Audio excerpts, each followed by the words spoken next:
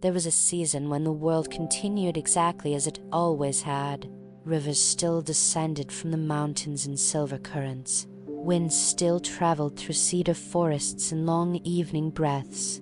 The sky still shifted between pale morning and dim blue night without hesitation. Nothing within the land appeared broken. And yet, for one man, the world no longer arrived completely.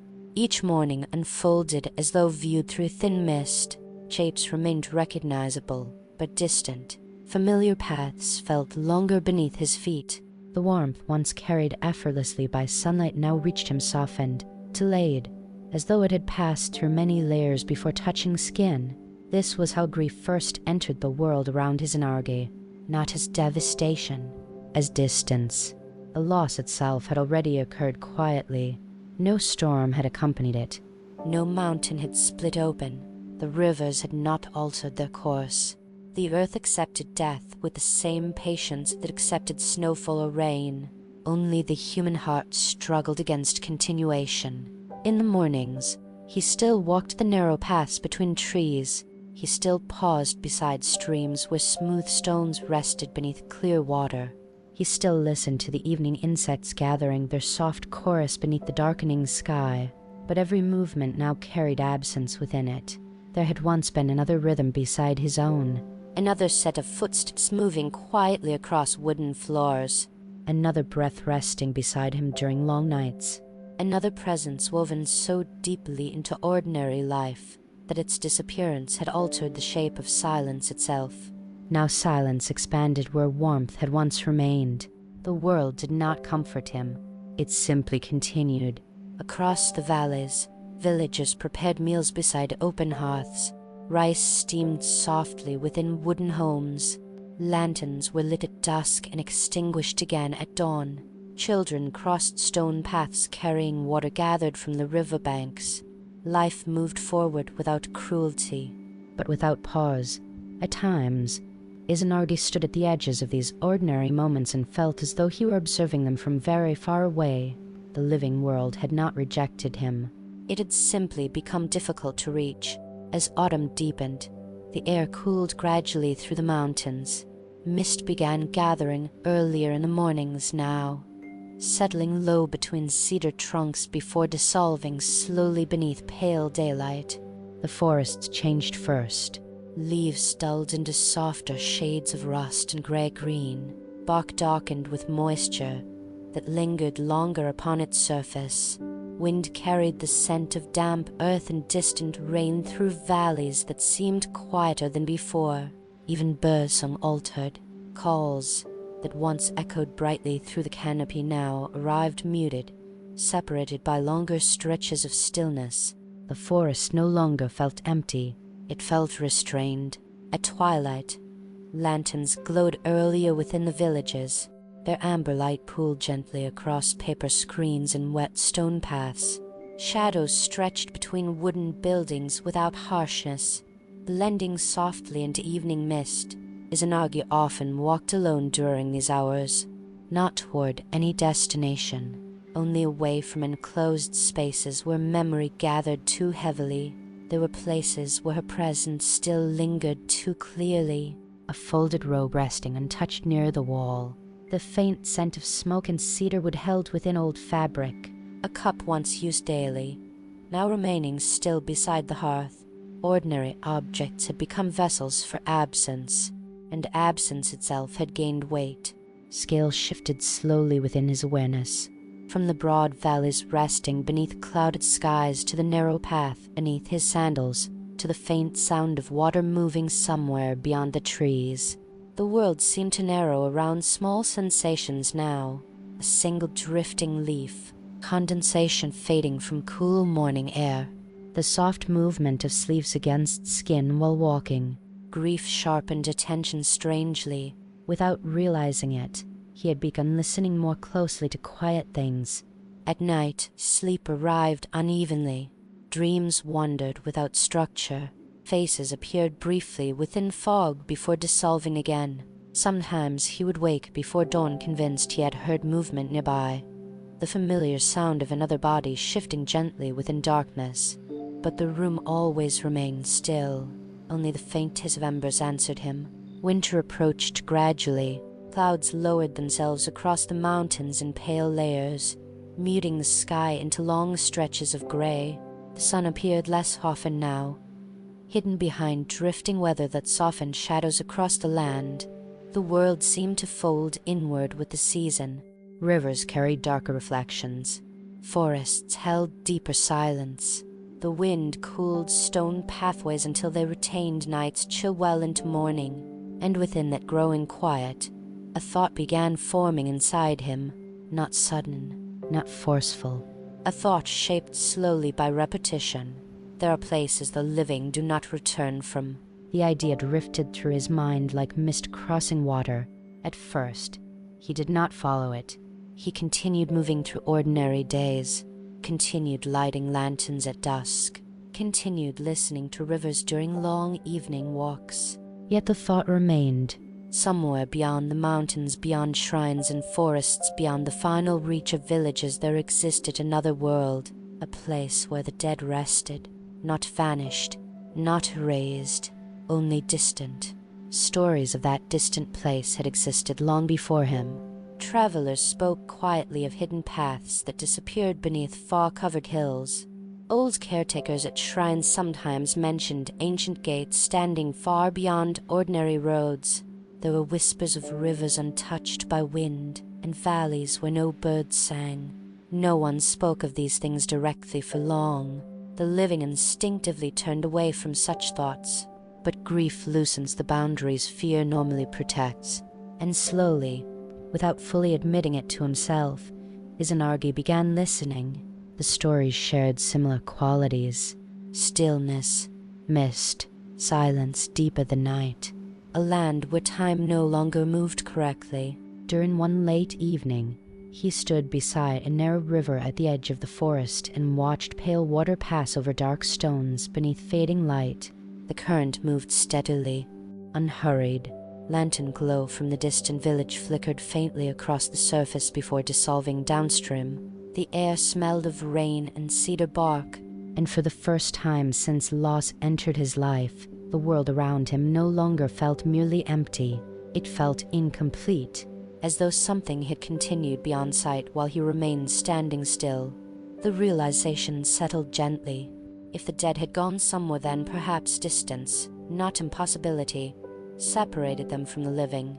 The thought should have frightened him. Instead, it brought calm. Not hope, direction. Above him, clouds drifted slowly across the night sky, allowing only fragments of pale moonlight to reach the river below.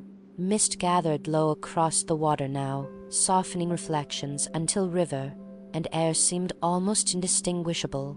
The world appeared suspended between forms, neither fully present nor fully hidden. And standing beside that dim current, listening to water move endlessly through darkness, Izanagi felt the first quiet pull toward the land beyond death. Not as desperation, not as defiance, but as longing too deep to remain motionless beside. Far beyond the sleeping villages, beyond the forests darkening beneath winter, beyond paths known by ordinary travelers, the unseen world waited in silence. And slowly, like someone stepping deeper into fog without fully realizing it, he began turning toward it.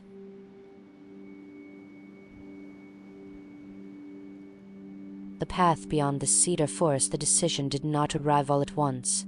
It formed gradually, the way frost gathers a long stone before dawn, quietly, almost invisibly, until the world has already changed around it.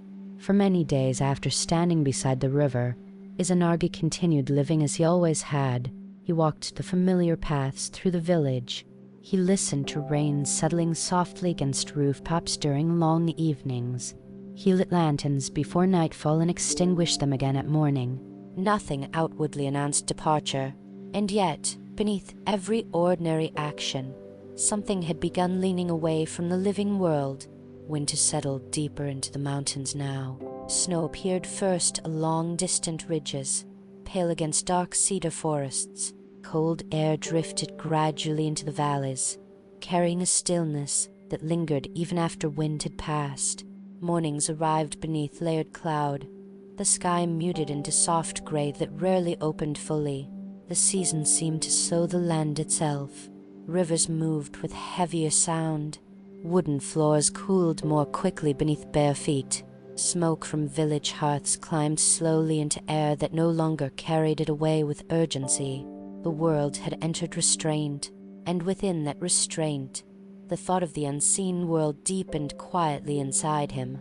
At times, while walking alone at dusk, Izanagi would notice narrow paths branching away from familiar roads into darker sections of forest. These paths had likely always existed, worn gently through years of travel by hunters or wandering caretakers. But now they seemed altered, not inviting, waiting. The feeling unsettled him at first, not because he believed the paths themselves possessed meaning, but because grief had sharpened his awareness toward things once ignored. The world no longer felt entirely sealed. Distances between visible and invisible things seemed thinner during winter, especially at twilight. Twilight had changed more than any other hour. Evening no longer arrived sharply.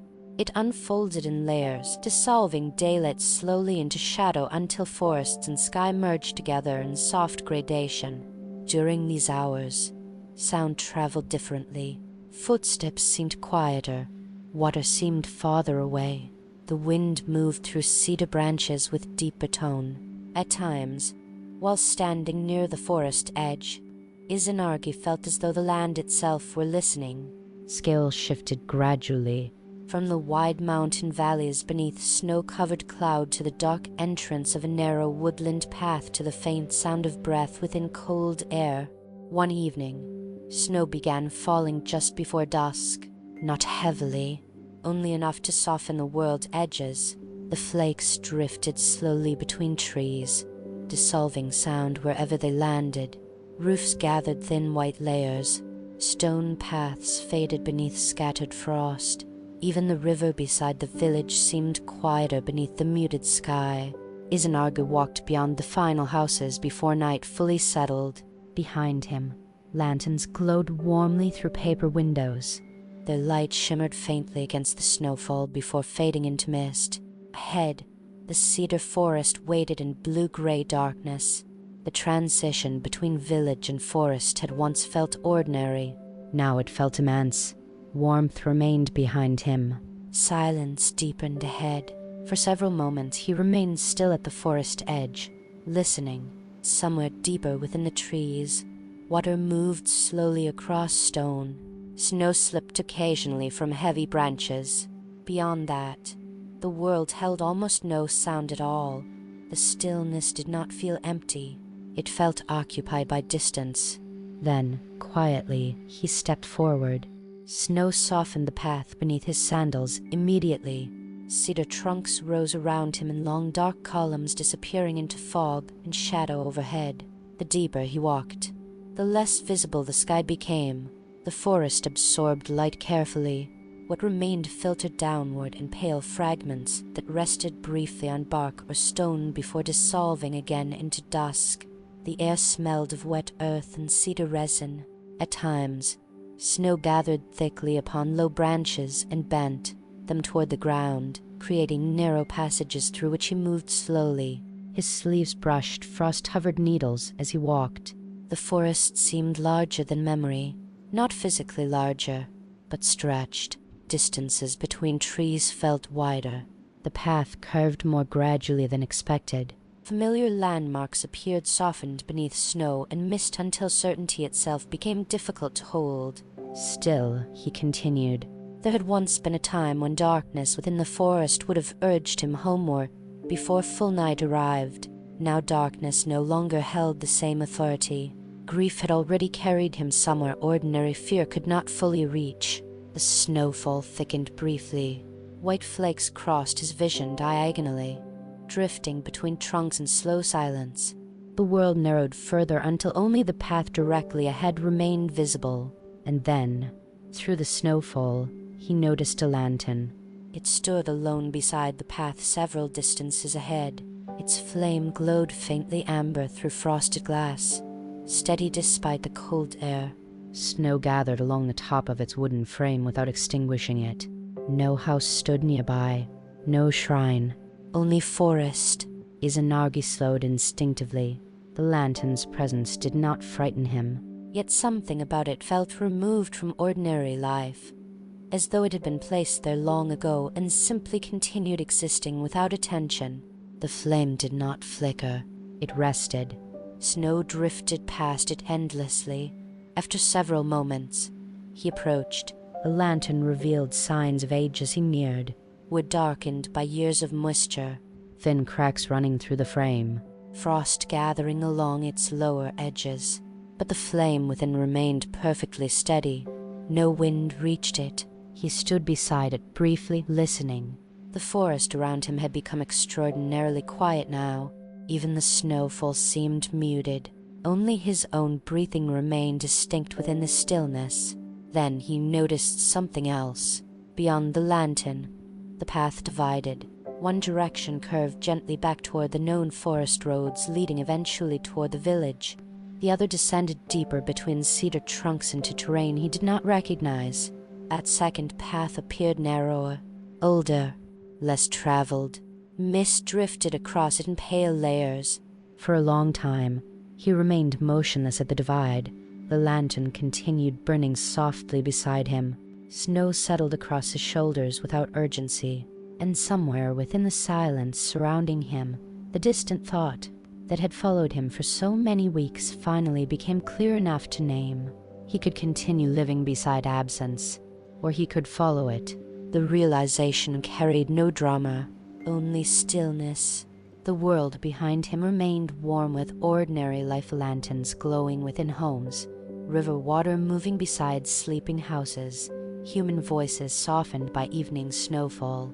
Ahead waited something else entirely, not death itself, but distance from the living world. The path descending into the deeper forest seemed to absorb light rather than reflect it.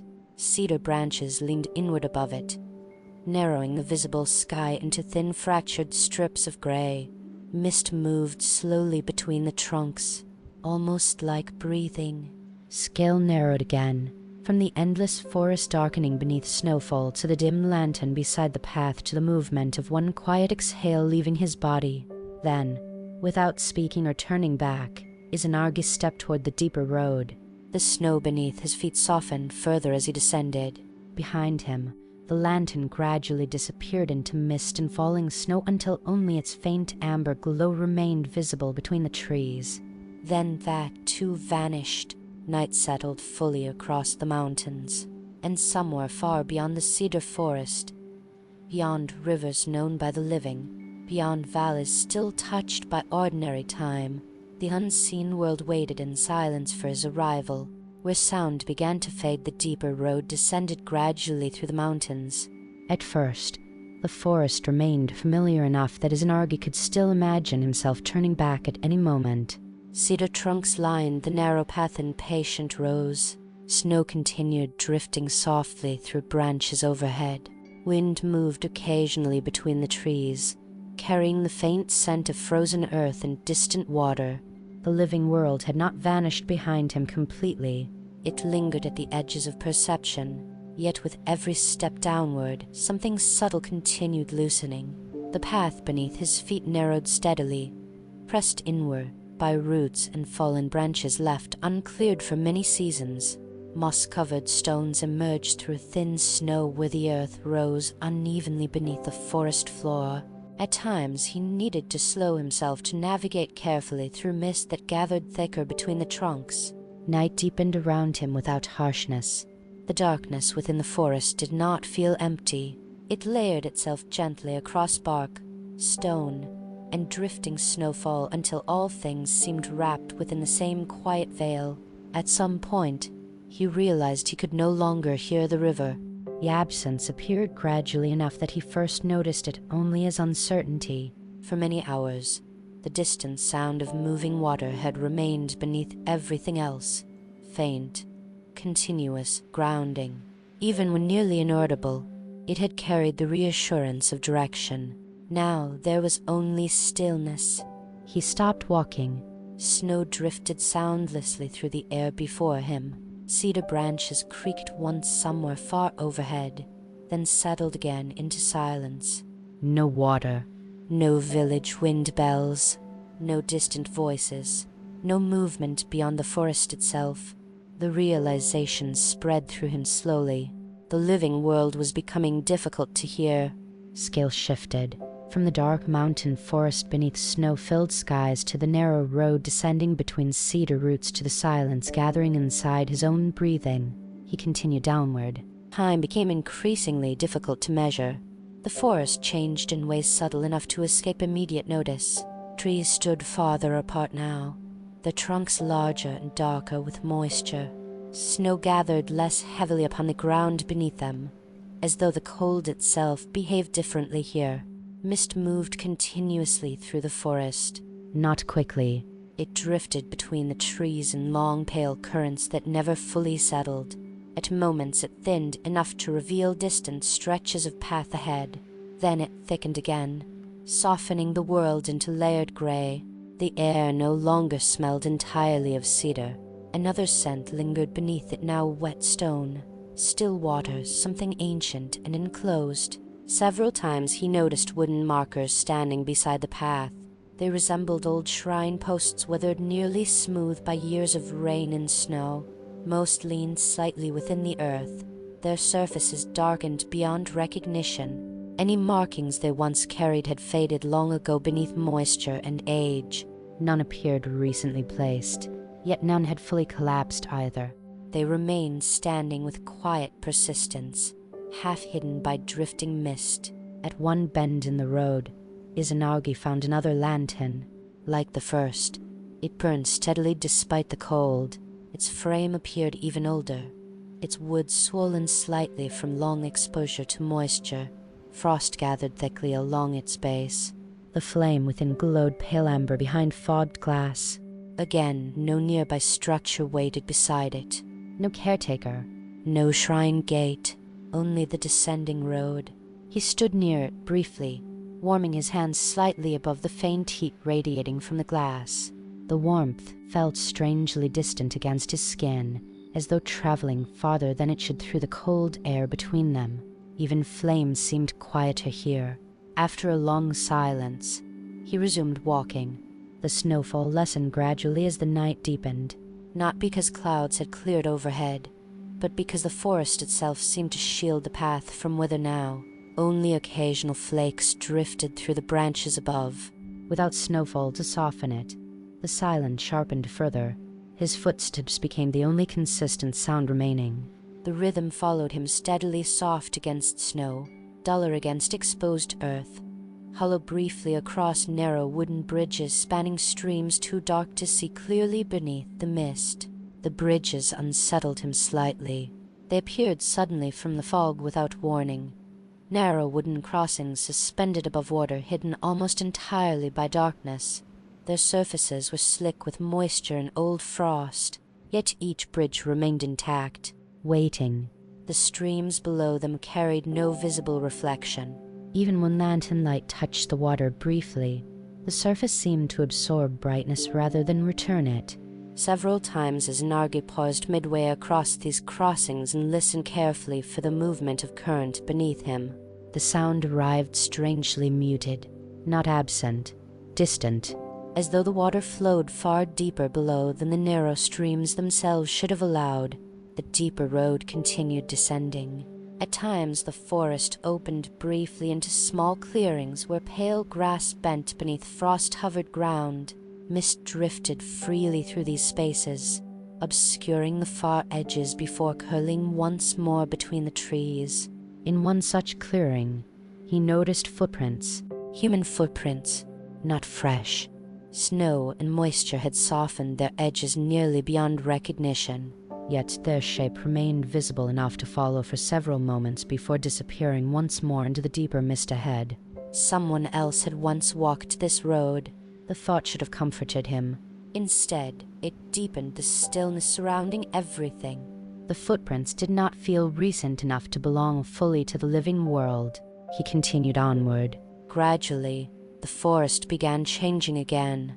The cedar trees thinned first, giving way to darker growth unfamiliar to him. Branches twisted differently here, lower and heavier with moisture. Moss climbed farther up the trunks, thick and dark as deep water. The ground softened beneath his feet. Snow disappeared almost entirely now, replaced by wet earth layered with fallen leaves that did not seem to decay fully. They remained preserved beneath the cold mist, dark and slick beneath his sandals. The air had grown warmer, not comfortably warm. Still, the temperature no longer shifted with wind because wind itself had nearly vanished. The realization arrived slowly enough that he stopped once again to confirm it. Nothing moved above him. The branches remained motionless despite the drifting fog. His sleeves hung without stirring. The mist itself floated through the trees not as weather, but as presence. The forest had become air without breath. Scale narrowed again, from the endless trees fading into mist to the motionless branches overhead to the quiet sound of one heartbeat within stillness. A strange exhaustion settled gradually into his body, not physical fatigue alone. Something heavier.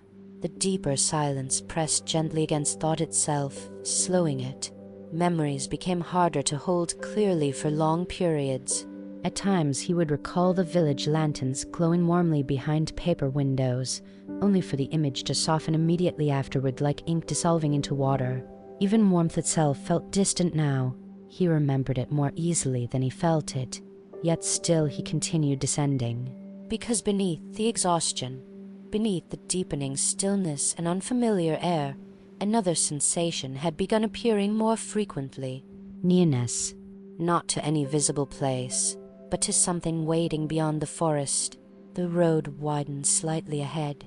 Mist drifted across it in slow layers, pale against the dark earth. Beyond the fog, shapes began emerging gradually from the darkness. Not trees. Structures. Wooden posts. Collapsed roofs. Stone pathways disappearing into shadow. The remains of something long abandoned rested ahead within the forest. And as Izanagi stepped closer through the mist, the silence surrounding the deeper road changed once more.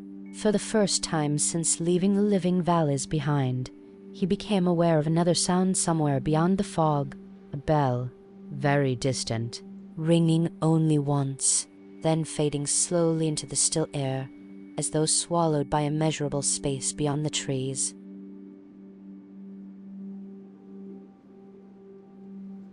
The village beneath the mist, the bell did not ring again. Its single tone faded slowly through the forest until silence reclaimed the road completely, leaving behind only the memory of sound lingering somewhere beyond ordinary distance. Izanagi remained still for several moments after hearing it. Mist drifted quietly between the trees before him. The abandoned structures beyond the fog appeared half-formed, their outlines soft against the dimness as though they belonged more to memory than to the living world, yet they remained unmistakably real. Wooden roofs sagged beneath moisture and age. Stone pathways emerged from wet earth in broken stretches before disappearing again into pale fog. Darkened pillars leaned beside structures whose walls had long ago surrendered to weather and silence. The deeper road had led somewhere once inhabited, not recently, but not forgotten either. The forest no longer pressed tightly around the path here. Space opened gradually between the trees, allowing the mist to spread freely across the ground in slow currents. The air carried a faint scent of damp wood and extinguished smoke, so subtle it could almost have been imagined. He stepped forward carefully. Wet leaves softened beneath his sandals. Water gathered somewhere unseen nearby, dripping at long irregular intervals from roofs or branches hidden within the fog. The abandoned village revealed itself slowly. There were no signs of sudden destruction, no collapsed walls scattered violently across the earth, no fire damage, no remains of struggle, only stillness. The structures appeared left behind gradually, as though the people who once lived there had departed quietly over many seasons until silence eventually settled fully into the empty spaces afterward. Lantern hooks still hung beside doorways. Wooden walkways connected several buildings where the ground sloped unevenly. Stone basins collected rainwater darkened by drifting leaves. The world here had not ended. It had paused. Scales shifted. From the village resting beneath drifting fog to a weathered doorway darkened by moisture to the faint sound of water gathering somewhere nearby. As he walked deeper through the abandoned settlement, Izanagi noticed something unsettling about the silence surrounding it. It did not feel empty. Rather, it felt occupied by absence itself, as though countless ordinary sounds had once existed here and left impressions behind that had never entirely faded. At times he thought he almost heard movement inside the buildings, the soft slide of fabric, footsteps crossing wooden floors, the quiet placement of bowls beside a hearth. But whenever he stopped to listen directly, only mist and distant dripping water remained. The village carried echoes without sound. Snow no longer reached this place, though winter still ruled the mountains above. The ground here remained wet rather than frozen. Moss climbed freely across stone walls and roof edges, thick and dark beneath the dim air. Water pooled between cracked pathways, reflecting pale fragments of fog instead of sky. The deeper he walked, the more difficult it became to judge the passage of time. The light surrounding the village never fully darkened, yet never brightened either. Everything rested beneath the same suspended grayness, untouched by ordinary rhythms of day and night. The bells sounded again, very distant, one note only. This time he could not determine from which direction it came. The sound moved strangely through the mist, arriving softened and without clear source before dissolving once more into silence. He continued toward the center of the settlement. There, half hidden beneath hanging fog, stood a shrine gate, a torii. Its wood had blackened with age and moisture. Moss covered the lower portions of its pillars thickly enough to soften their edges. One side leaned slightly where the earth beneath it had settled unevenly long ago. Yet despite the years surrounding everything else, the gate still stood intact, waiting. Beyond it, the mist thickened considerably. The pathway leading beneath the torii disappeared almost immediately into pale grey obscurity. Izanagi slowed as he approached. The air around the gate felt different, still. Even the dripping water seemed quieter here, as though sound itself hesitated near the threshold. At the base of one pillar rested another lantern. Unlike the previous ones, this lantern appeared newly lit. Its pale flame burned steadily behind clear glass untouched by frost or heavy moisture. A faint warmth drifted from it into the surrounding mist. No footprints surrounded it. No caretaker waited nearby. Only the gate, only the road continuing deeper into the unknown. For several moments, he remained standing before the torii, listening to his own breathing within the silence. The abandoned village behind him already felt distant now, though he had crossed only a short distance through its empty streets. The deeper road ahead seemed less like continuation, and more like passage into something increasingly removed from the living world. Yet beneath the uncertainty, the sensation of nearness had strengthened. Whatever waited beyond these forests and ruined settlements no longer felt impossibly far away. The unseen world had begun drawing close enough to shape the air around him. Scale narrowed, from the abandoned village fading into mist to the dark torii standing within silence to the lantern flame resting motionless beside it. Then, quietly, he stepped beneath a gate. The mist beyond swallowed him almost immediately. The pathway narrowed again, winding downward between heavy stone walls coated in dark moss. Trees arched overhead in tangled branches that concealed nearly all traces of sky. Moisture gathered continuously along the stones, running downward in thin silver lines before disappearing into the earth. The silence deepened further here. Even his footsteps seemed muted now. The road curved slowly through the fog, revealing only short stretches ahead at a time. At moments, the mist thinned enough for him to glimpse fragments of larger structures deeper below, stone stairways, roof lines, narrow bridges suspended over unseen water. Then the fog would close again. The bell sounded once more. Closer now. Its tone carried no urgency, no warning, only distance. The air had grown warmer still, not warm like sunlight or fire, warm like enclosed spaces untouched by wind. His breathing slowed unconsciously as he descended. Thoughts drifted more gradually through his mind now, no longer moving with the same sharpness they possessed within the living valleys above. Memories softened strangely here.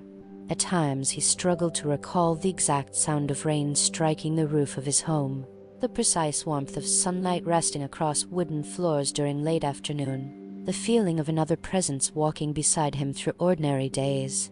The deeper silence seemed to absorb unnecessary details first. Only longing remained entirely clear. The path opened suddenly into a wider space. Mist rolled slowly across dark waters stretching outward. Beneath, the dim gray sky. The lake appeared almost perfectly still, its surface reflecting no visible movement despite occasional droplets falling from branches overhead. At the water's edge stood several narrow wooden boats, all empty. Their surfaces glistened with moisture. Thin ropes secured them loosely to dark posts rising from the shore. None drifted despite the water beneath them. The stillness of the lake unsettled him more than darkness ever could have. Water should move. Even rivers hidden beneath winter ice still carried currents beneath the surface.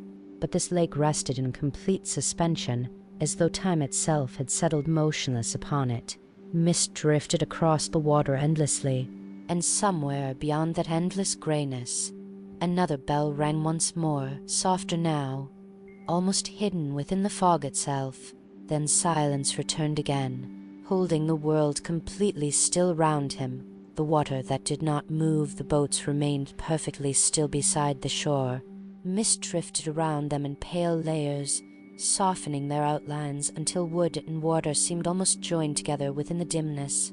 Thin ropes disappeared into the fog-covered lake without tension, hanging loose against dark posts slick with moisture. Nothing pulled against them.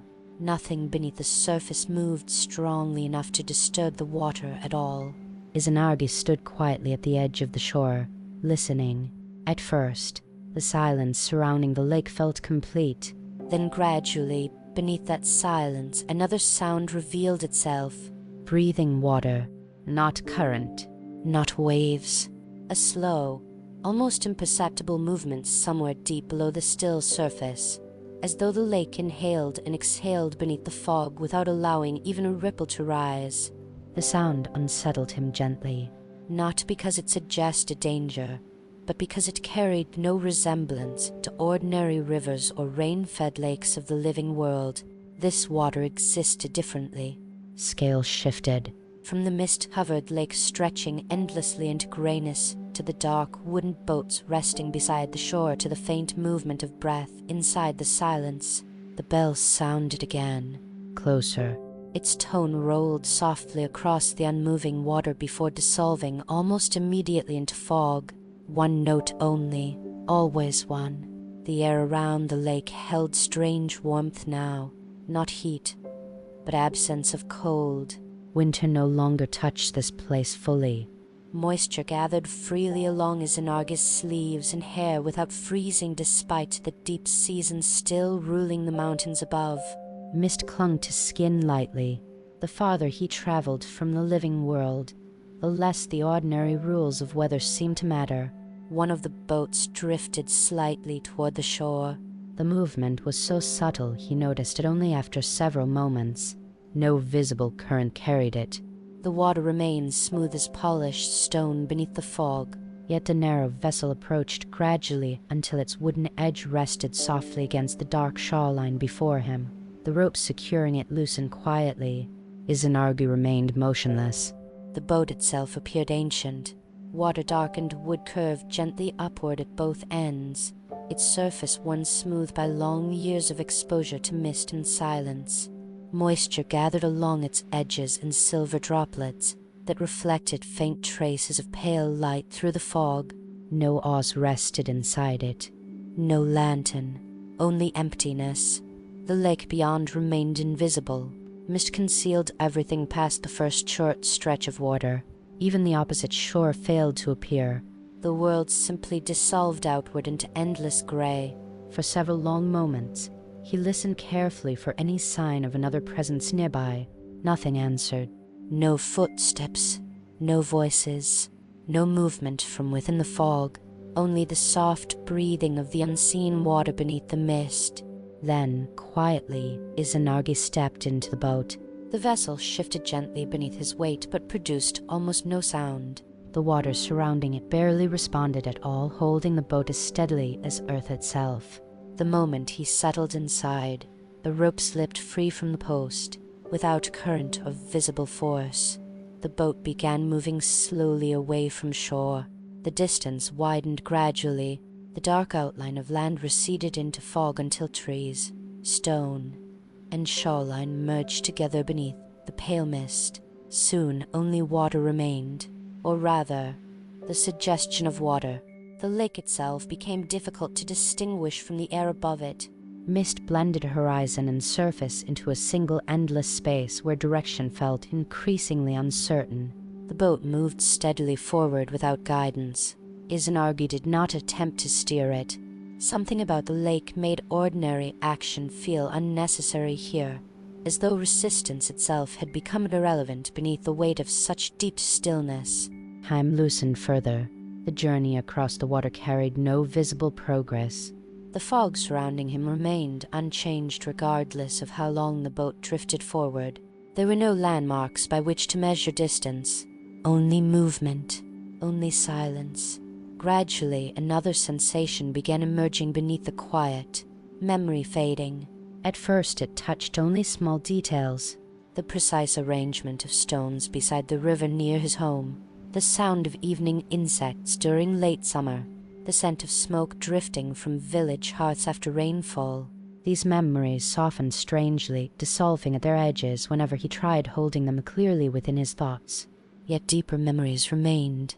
The feeling of another hand resting beside his, warmth shared beneath lamplight during long nights, the ache of absence, those did not fade. Longing survived where detail could not. Scale narrowed. From the endless lake hidden within fog to the dark wooden boat drifting soundlessly forward to the fading outline of memory. Within the mind, the bell rang again. Very close now. Its tone emerged directly through the mist before him, low and hollow, vibrating softly through the air and water together. For the first time, another shape appeared beyond the fog. A bridge. Its dark silhouette emerged gradually from the pale grayness ahead, stretching across the lake in long weathered lines. Thick wooden pillars descended into the unseen water below, their lower portions obscured entirely by drifting mist. The bridge seemed impossibly large, not tall, long. It extended sideways beyond visibility in both directions, disappearing endlessly into fog-covered distance. No lanterns illuminated it, no movement crossed it. The structure simply rested above the still water like something left behind by another age entirely. As the boat drifted nearer, details emerged slowly. The wood had darkened almost black with moisture and time. Moss gathered thickly along the lower railings. Sections of the bridge sagged slightly beneath. Their own age yet remained standing with quiet endurance. At the center hung a single bell. Its bronze surface appeared dull beneath. The mist hovered there. Moisture gathered continuously along its edges before dripping silently into the lake below. No wind moved it, yet after several moments, the bell rang once again. The tone rolled outward across the water with deep resonance before fading gently into silence. One note, always one. The boat passed beneath the bridge slowly. As Izanagi drifted beneath its enormous shadow, the air changed again. The warmth surrounding the lake faded slightly. The mist thickened. Sound grew even more distant. For one brief moment, while passing beneath the bridge, he thought he heard footsteps overhead, soft, measured, crossing from one side toward the other. He looked upward instinctively, but the bridge above remained empty. Only mist drifted between the dark railings. Still, the sensation of another presence lingered long after the sound itself disappeared. Not hostile, not welcoming, aware. The boat continued forward. Behind him, The bridge slowly vanished back into fog until only the faint outline of its hanging bell remained visible within the pale distance. Then that too disappeared. The mist ahead deepened into darker shades of grey now, carrying faint reflections across its surface as though hidden lights existed somewhere far beyond visibility. The water beneath the boat remained perfectly smooth, yet beneath that smoothness, Izanagi sensed depth unlike anything within the living world. Not physical depth alone. Distance, as though the lake separated more than shore from shore. It separated states of existence themselves. The farther the boat carried him forward, the less the world behind him felt reachable. Not forgotten. Remote, and somewhere ahead within the endless fog, beyond the silent water and bridges hidden by mist, the unseen land of the dead waited quietly for his arrival.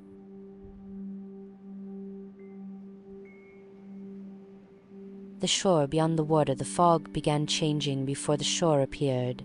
For a long while, the mist surrounding the boat had remained pale and nearly weightless, drifting across the lake in thin layers that revealed nothing beyond themselves.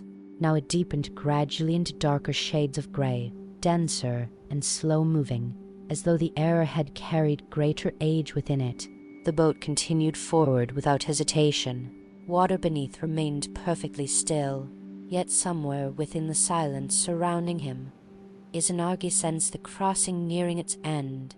The air cooled slightly, not with the coldness of winter wind, but with the still temperature of enclosed places untouched by sunlight for many years. Moisture gathered more heavily along the wooden edges of the boat. Droplets formed continuously, rolling downward into the dark water without sound. The mist thickened enough at times to obscure even the front of the vessel itself. Then, slowly, another shape emerged ahead. Stone. At first it appeared only as a darker line beneath the fog. Gradually the outline sharpened into a shoreline rising from the unmoving lake. Black stones slick with moisture, uneven and worn smooth by time beyond counting. The shore did not resemble ordinary riverbanks of the living world. No reeds grew there, no soil softened its edges, no birds rested along the rocks, only dark stone ascending into mist. Scales shifted, from the endless water dissolving into fog to the black shoreline emerging ahead to the faint tightening of breath within his chest. The boat drifted toward the shore carefully, slowing without visible course until its wooden side touched stone with a muted hollow sound. For several moments nothing moved. The lake behind him stretched outward in complete silence, its surface still concealed beneath drifting fog. Ahead, stone steps climbed gradually upward from the water's edge before disappearing into darkness and mist beyond sight. The steps appeared ancient. Moisture coated them thickly, reflecting faint traces of pale light through the fog. Moss spread across their edges in deep green-black patterns softened by endless dampness. No lanterns waited above. No structures revealed themselves through the mist. Only the ascending stairway. Izanagi stepped carefully from the boat onto the wet stone shore. The moment his feet touched the ground, the vessel behind him drifted slowly backward into the fog without assistance. Within moments its outline faded entirely into the lake. No path remained behind him now. Only water, only mist. The realization settled quietly into his body. The living world had become unreachable in a way it had not before. Crossing the lake had altered something deeper than distance. The air itself confirmed it. Sound behaved differently here. His footsteps upon the stone steps produced almost no echo. Moisture dripping from unseen surfaces vanished immediately into silence without carrying through the air. Even breathing seemed softened, absorbed gently before fully reaching his own ears. This place did not reject sound violently. It accepted it too completely. He began ascending. The steps curved gradually upward, between high stone walls darkened by endless moisture. Water flowed slowly down their surfaces in narrow silver threads before disappearing into cracks below. Moss climbed thickly across everything, untouched by footsteps. Though no visible wind existed, the mist continued moving steadily upward around him. drifting past like slow river current flowing toward unseen heights. The farther he climbed, the more the silence deepened. At times he thought he heard distant movements somewhere beyond the wall's fabric brushing against stone, soft footsteps crossing narrow pathways, the faint closing of wooden doors. But each sound dissolved before certainty could form around it. The unseen world revealed itself carefully. The stairway widened suddenly. Mist thinned enough to expose the outline of a vast gate standing ahead. Unlike the weathered torii within the forest above, this gate appeared immense and ancient beyond ordinary measure. Two enormous pillars rose upward into darkness where the upper structure vanished entirely within fog. Its wood had darkened almost to black. Moisture glistened continuously across its surface. Thick ropes hung motionless from the upper beams, heavy with age and dampness. Strange markings covered the lower portions of the pillars, though the mist and darkness prevented him from reading them clearly. The gate did not feel abandoned. It felt patient. At its base stood two lanterns. Their pale flames burned low and steady behind clouded glass untouched by wind. For several moments Izanagi remained motionless before the structure. The scale of it unsettled him gently. Not because it inspired fear, but because it carried the overwhelming sensation of standing before something that had existed long before memory and would continue existing long after memory disappeared entirely. The gate marked more than entrance. It marked transition. Scale narrowed. From the endless stairway rising, through mist to the enormous black gate ahead to the lantern flames resting motionless beside it. The bell rang again, closer than ever before. Its tone emerged from somewhere beyond the gate itself, low and resonant, vibrating softly through the damp air before fading once more into silence. One note, always one. Izanagi stepped forward. As he passed beneath the gate, the air changed immediately. The warmth lingering around the lake disappeared entirely. The mist cooled against his skin. Moisture gathered more heavily within his hair and sleeves. And beneath the coldness, another sensation emerged. Stillness with weight. The world beyond the gate stretched outward beneath dim gray sky and drifting fog. Stone pathways wound between structures barely visible through the mist. Narrow bridges crossed channels of black water reflecting no light. Wooden buildings leaned silently against one another in long weathered rows. The land of the dead had no clear boundary between village and ruin. Everything existed in a state between use and abandonment. Lanterns glowed faintly in certain windows far beyond visibility. Doorways stood partially open. Bridges remained intact above water untouched by current. Yet nowhere did movement fully reveal itself. The entire world appeared suspended between presence and absence. He walked slowly along the nearest stone path. Moisture covered every surface. The ground reflected pale fragments of lantern light beneath his feet before dissolving again into darkness. Fog drifted continuously through the streets, obscuring distant structures before revealing them once more in altered shapes. No sky remained visible now, only grayness above. At times he glimpsed figures through the mist ahead. Human forms crossing distant bridges. Shapes standing motionless beside lanterns. Sleeves disappearing slowly around corners between buildings. Yet whenever he approached directly, the streets beyond remained empty. The dead moved like memory itself present, but impossible to fully hold. The silence surrounding the city differed from the silence of the forest. The forest had carried stillness. This place carried suspension. Nothing here seemed fully finished. Water flowed without sound. Lantern flames burned without flickering. Mist moved without wind. Even time itself felt incomplete. As he continued deeper between the darkened structures, Izanagi noticed something else gradually changing within him. The memory of sunlight had begun fading. Not emotionally. Physically. He could still remember warmth conceptually, yet the sensation itself no longer arrived clearly when recalled. It had become distant, abstract, belonging to another world he could no longer fully touch. And yet the deeper he traveled into the silent city beyond the gate, the more certain he became that somewhere ahead, within this endless suspended realm, the one he had lost remained waiting in the stillness. The city that did not sleep, the city stretched endlessly beneath the mist, not outward in grandeur, nor upward in towers, but laterally rows upon rows of darkened buildings fading into grey distance without a clear centre or edge.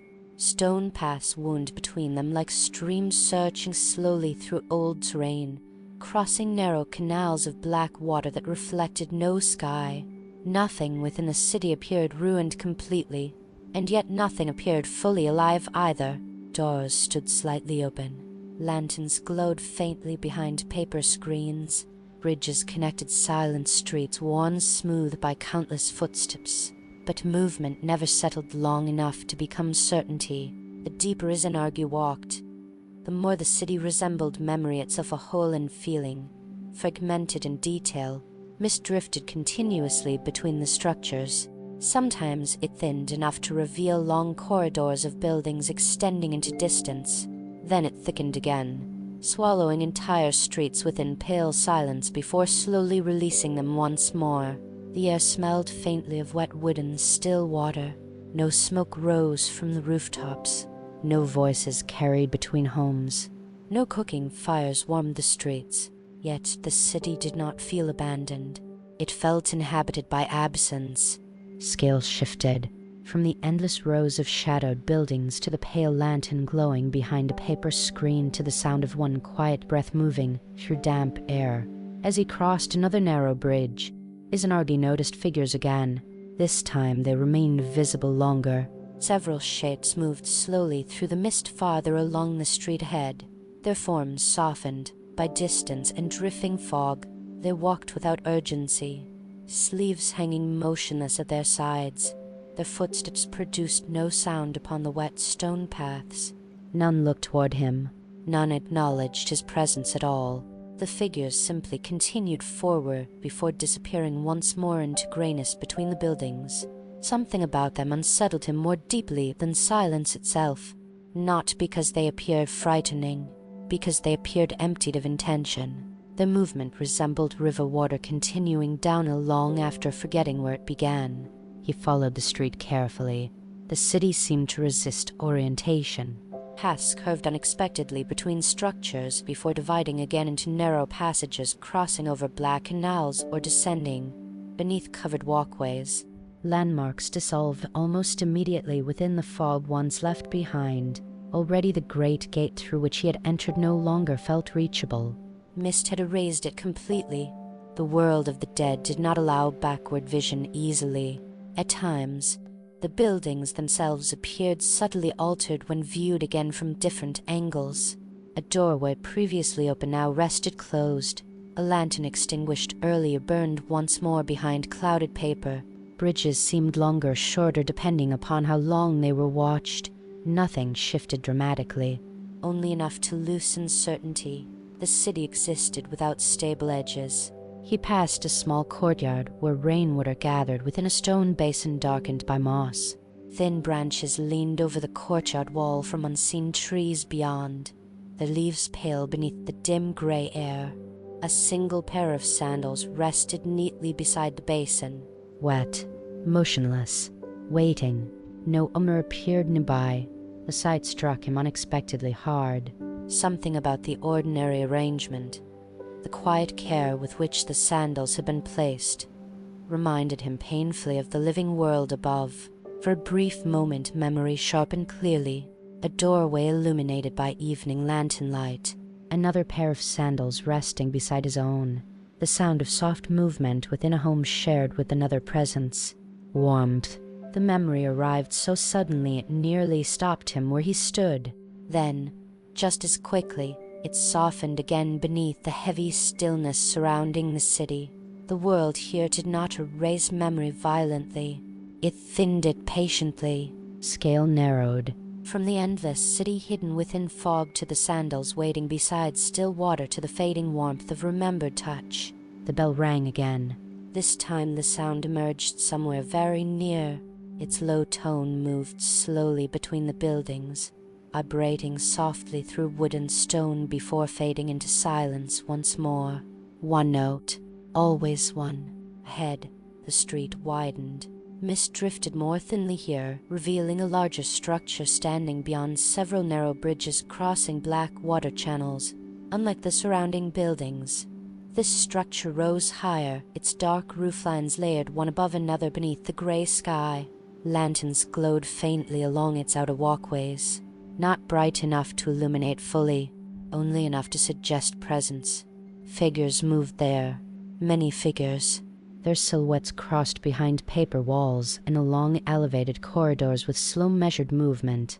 Yet even at this distance, something remained unnatural about their stillness. No gestures, no conversation, no visible emotion, only motion continuing quietly through endless time.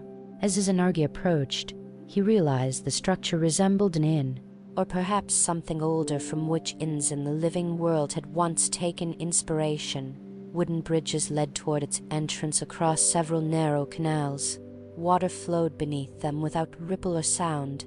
Lantern reflections stretched motionlessly across the surface like pale fractures within darkness. At the entrance stood another gate, smaller than the enormous black gate farther behind him, yet still imposing in its age. Moisture darkened the heavy wood almost completely. Thick ropes hung beside its pillars, their fibers swollen from endless dampness. Above the entrance hung a bell, the same bell, or perhaps another identical to it. As he stood before the structure, the bell moved slightly despite the still air. One low tone emerged again, closer than breath. The sound passed through him gently, vibrating somewhere beneath thought itself before dissolving once more into silence. And then, for the first time since entering the city, someone spoke.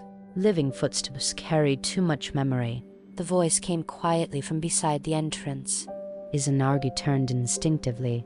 An old woman sat beneath the shadowed overhang near the gate, almost entirely concealed by darkness and drifting mist. A dim lantern rested beside her, its pale flame illuminating only fragments of her face and layered robes. He had not noticed her before. Perhaps she had not been visible until now. Her hair fell silver against dark fabric dampened by the mist. Deep lines marked her face, though her expression remained unreadable beneath the shifting lantern light. Most unsettling of all were her eyes, not empty, watching, truly watching him in a way nothing else within the city had done. For several moments neither moved. The mist drifted quietly between the wooden pillars surrounding them. Water passed silently beneath the nearby bridges. Then the woman spoke again. "You came before forgetting fully." Her voice carried no surprise, only recognition. Izanagi struggled briefly to answer. The silence of the city seemed to slow language itself within his throat. "I came searching," he said quietly. The woman lowered her gaze toward the dark water below the bridges. "Everyone who crosses the lake says that." The bell above them shifted once more. One low note drifted outward into the mist-covered city. The old woman listened to it carefully before continuing. The dead rarely wish to be found. Somewhere deep within the endless city beyond them. Another bell answered faintly through the fog. Then silence settled once more across the land of the dead.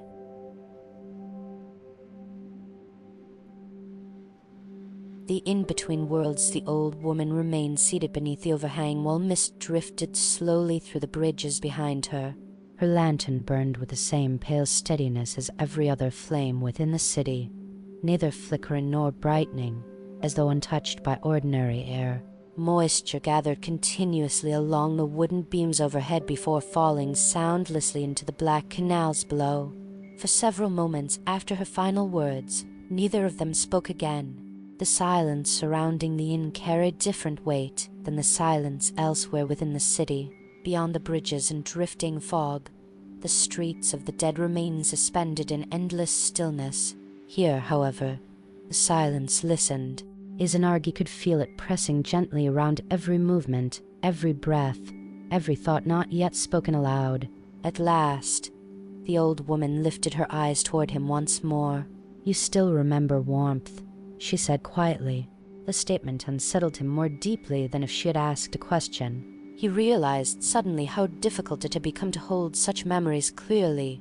Already the warmth of sunlight, the scent of cedar smoke within a living home, the feeling of ordinary evenings beside another person, all had begun softening at their edges within him.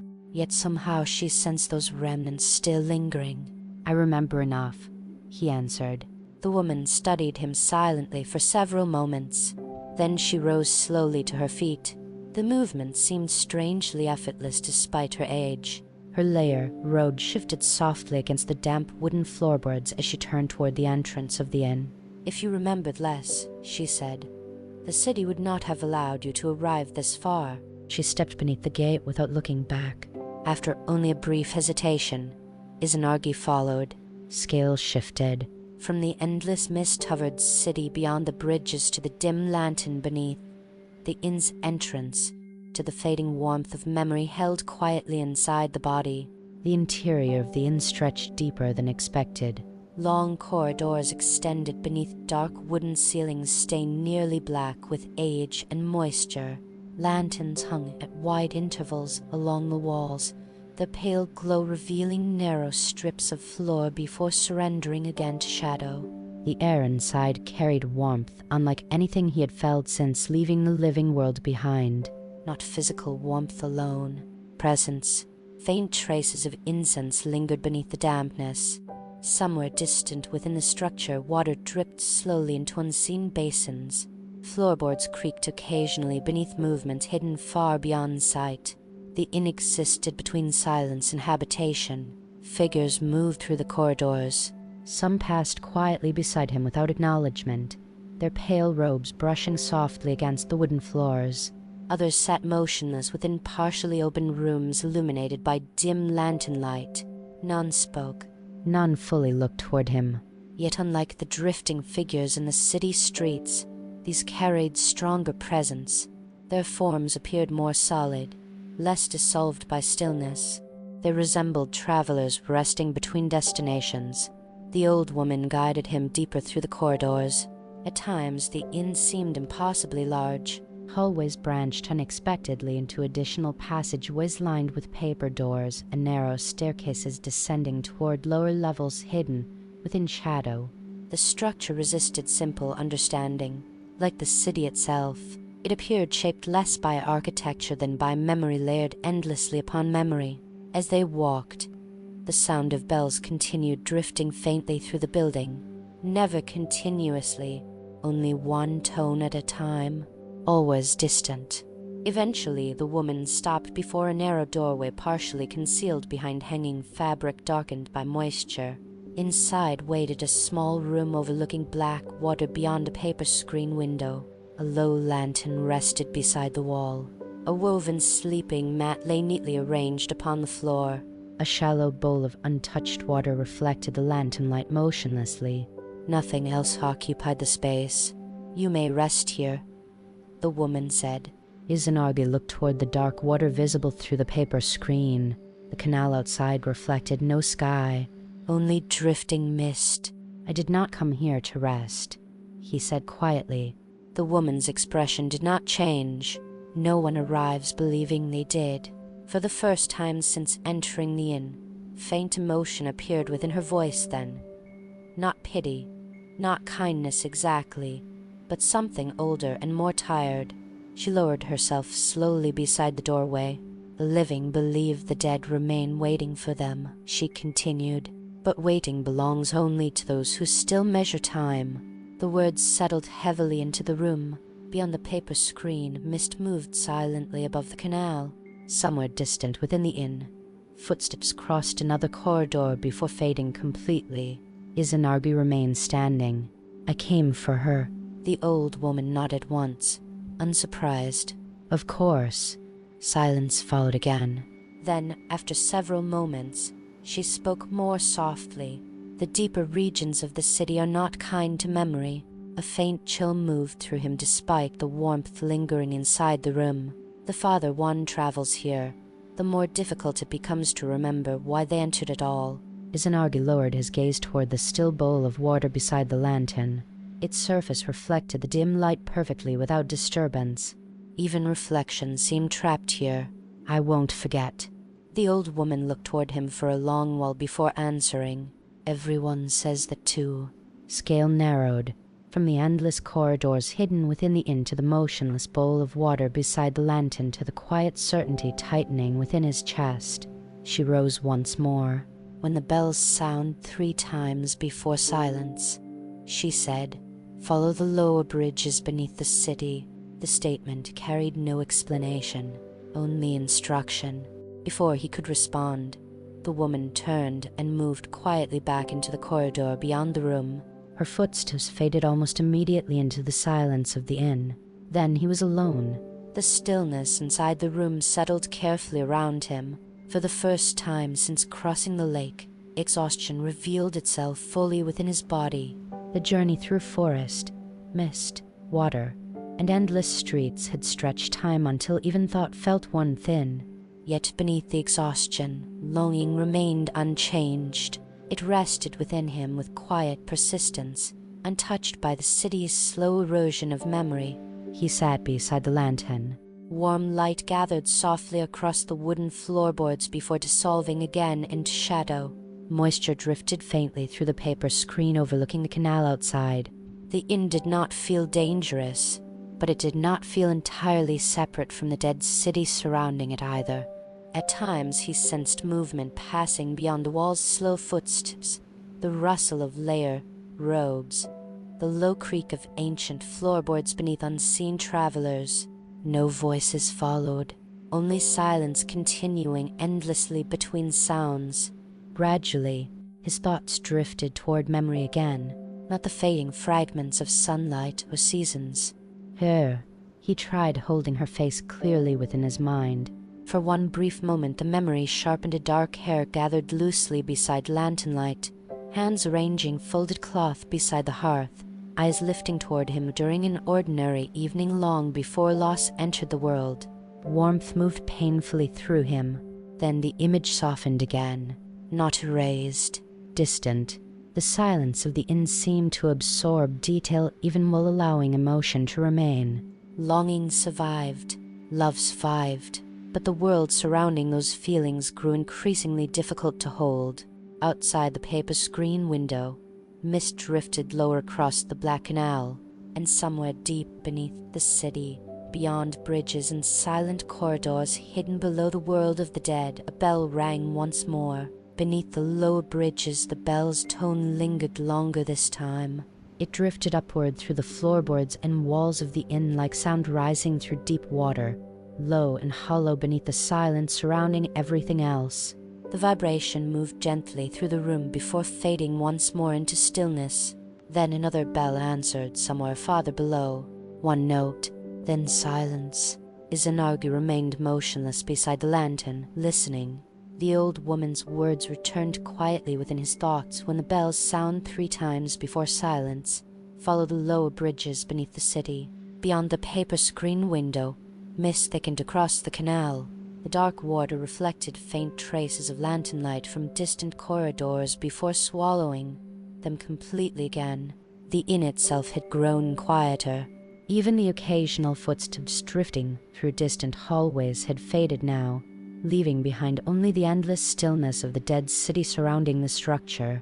Then the third bell rang, closer than the others.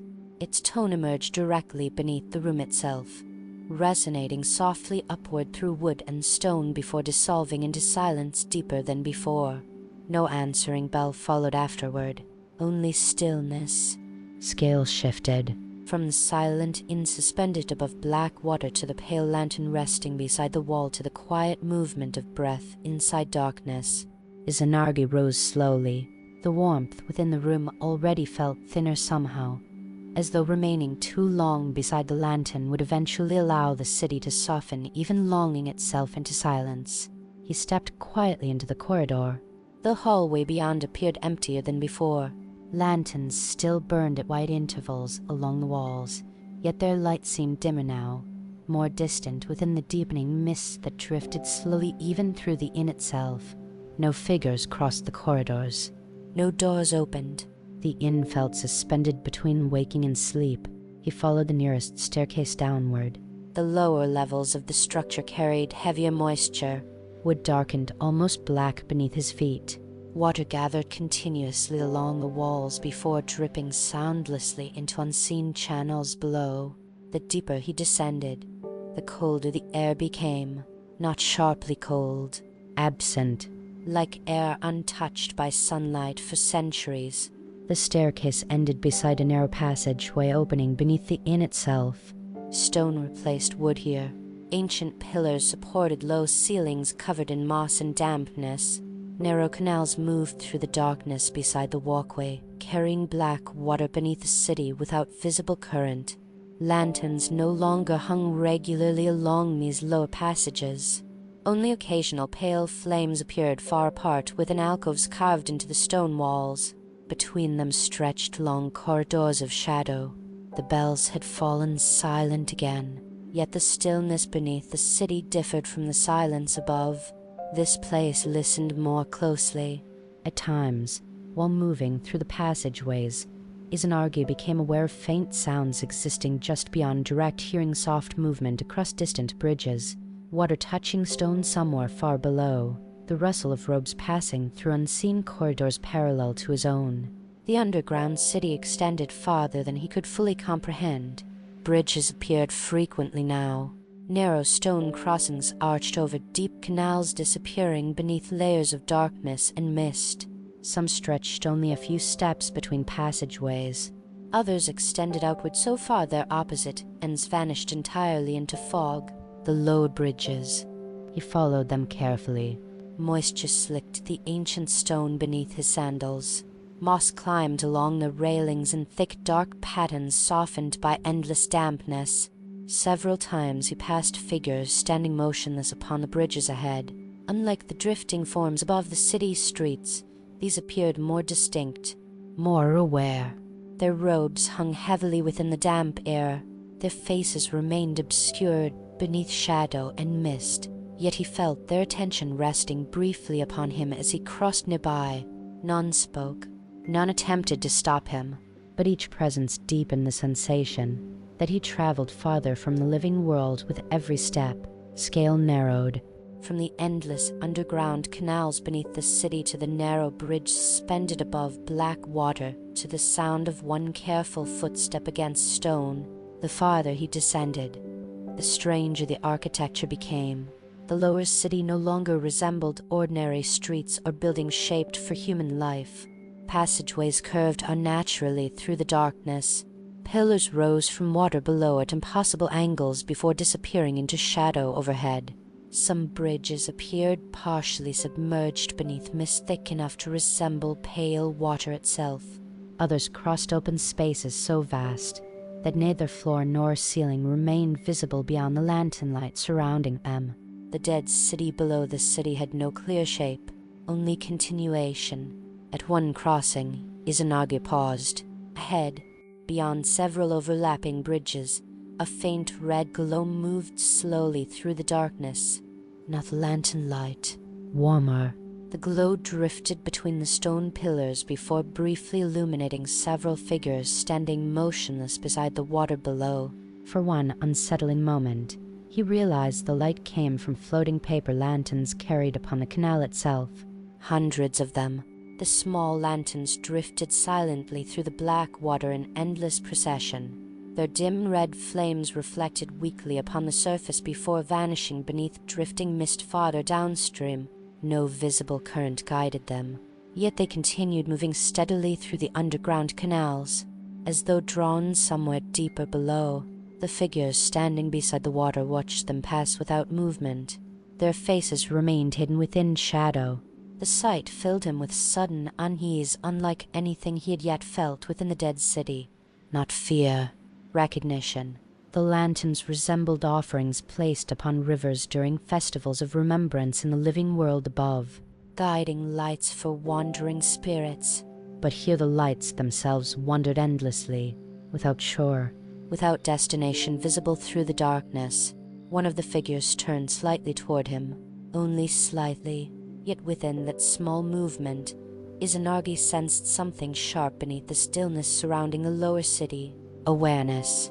not the faded, drifting consciousness of the streets above. Something deeper remained awake here. He continued onward before the figure could move further.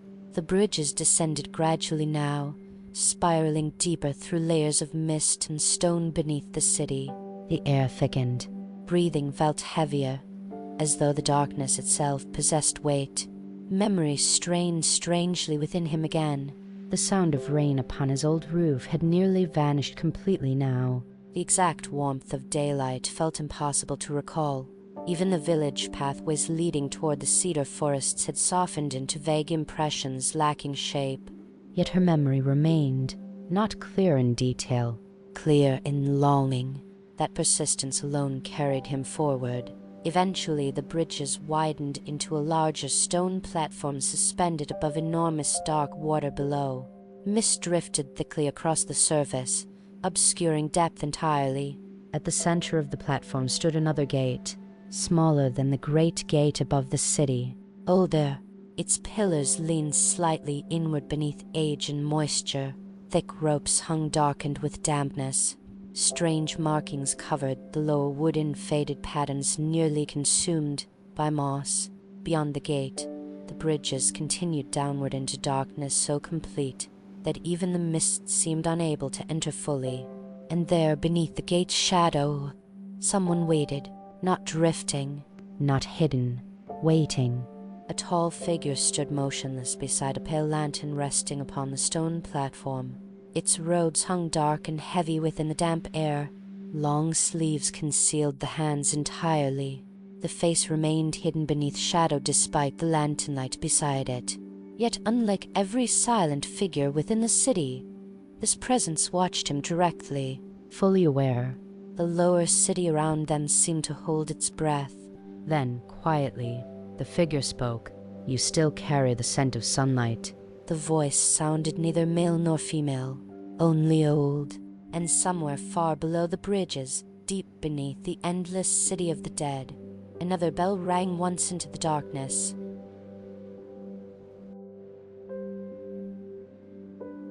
The keeper of the lower gate, the bell's tone rose slowly through the darkness beneath the bridges. It did not echo. The sound simply expanded outward through the underground city before dissolving again into stillness deeper than silence itself. The figure beside the gate remained motionless afterward.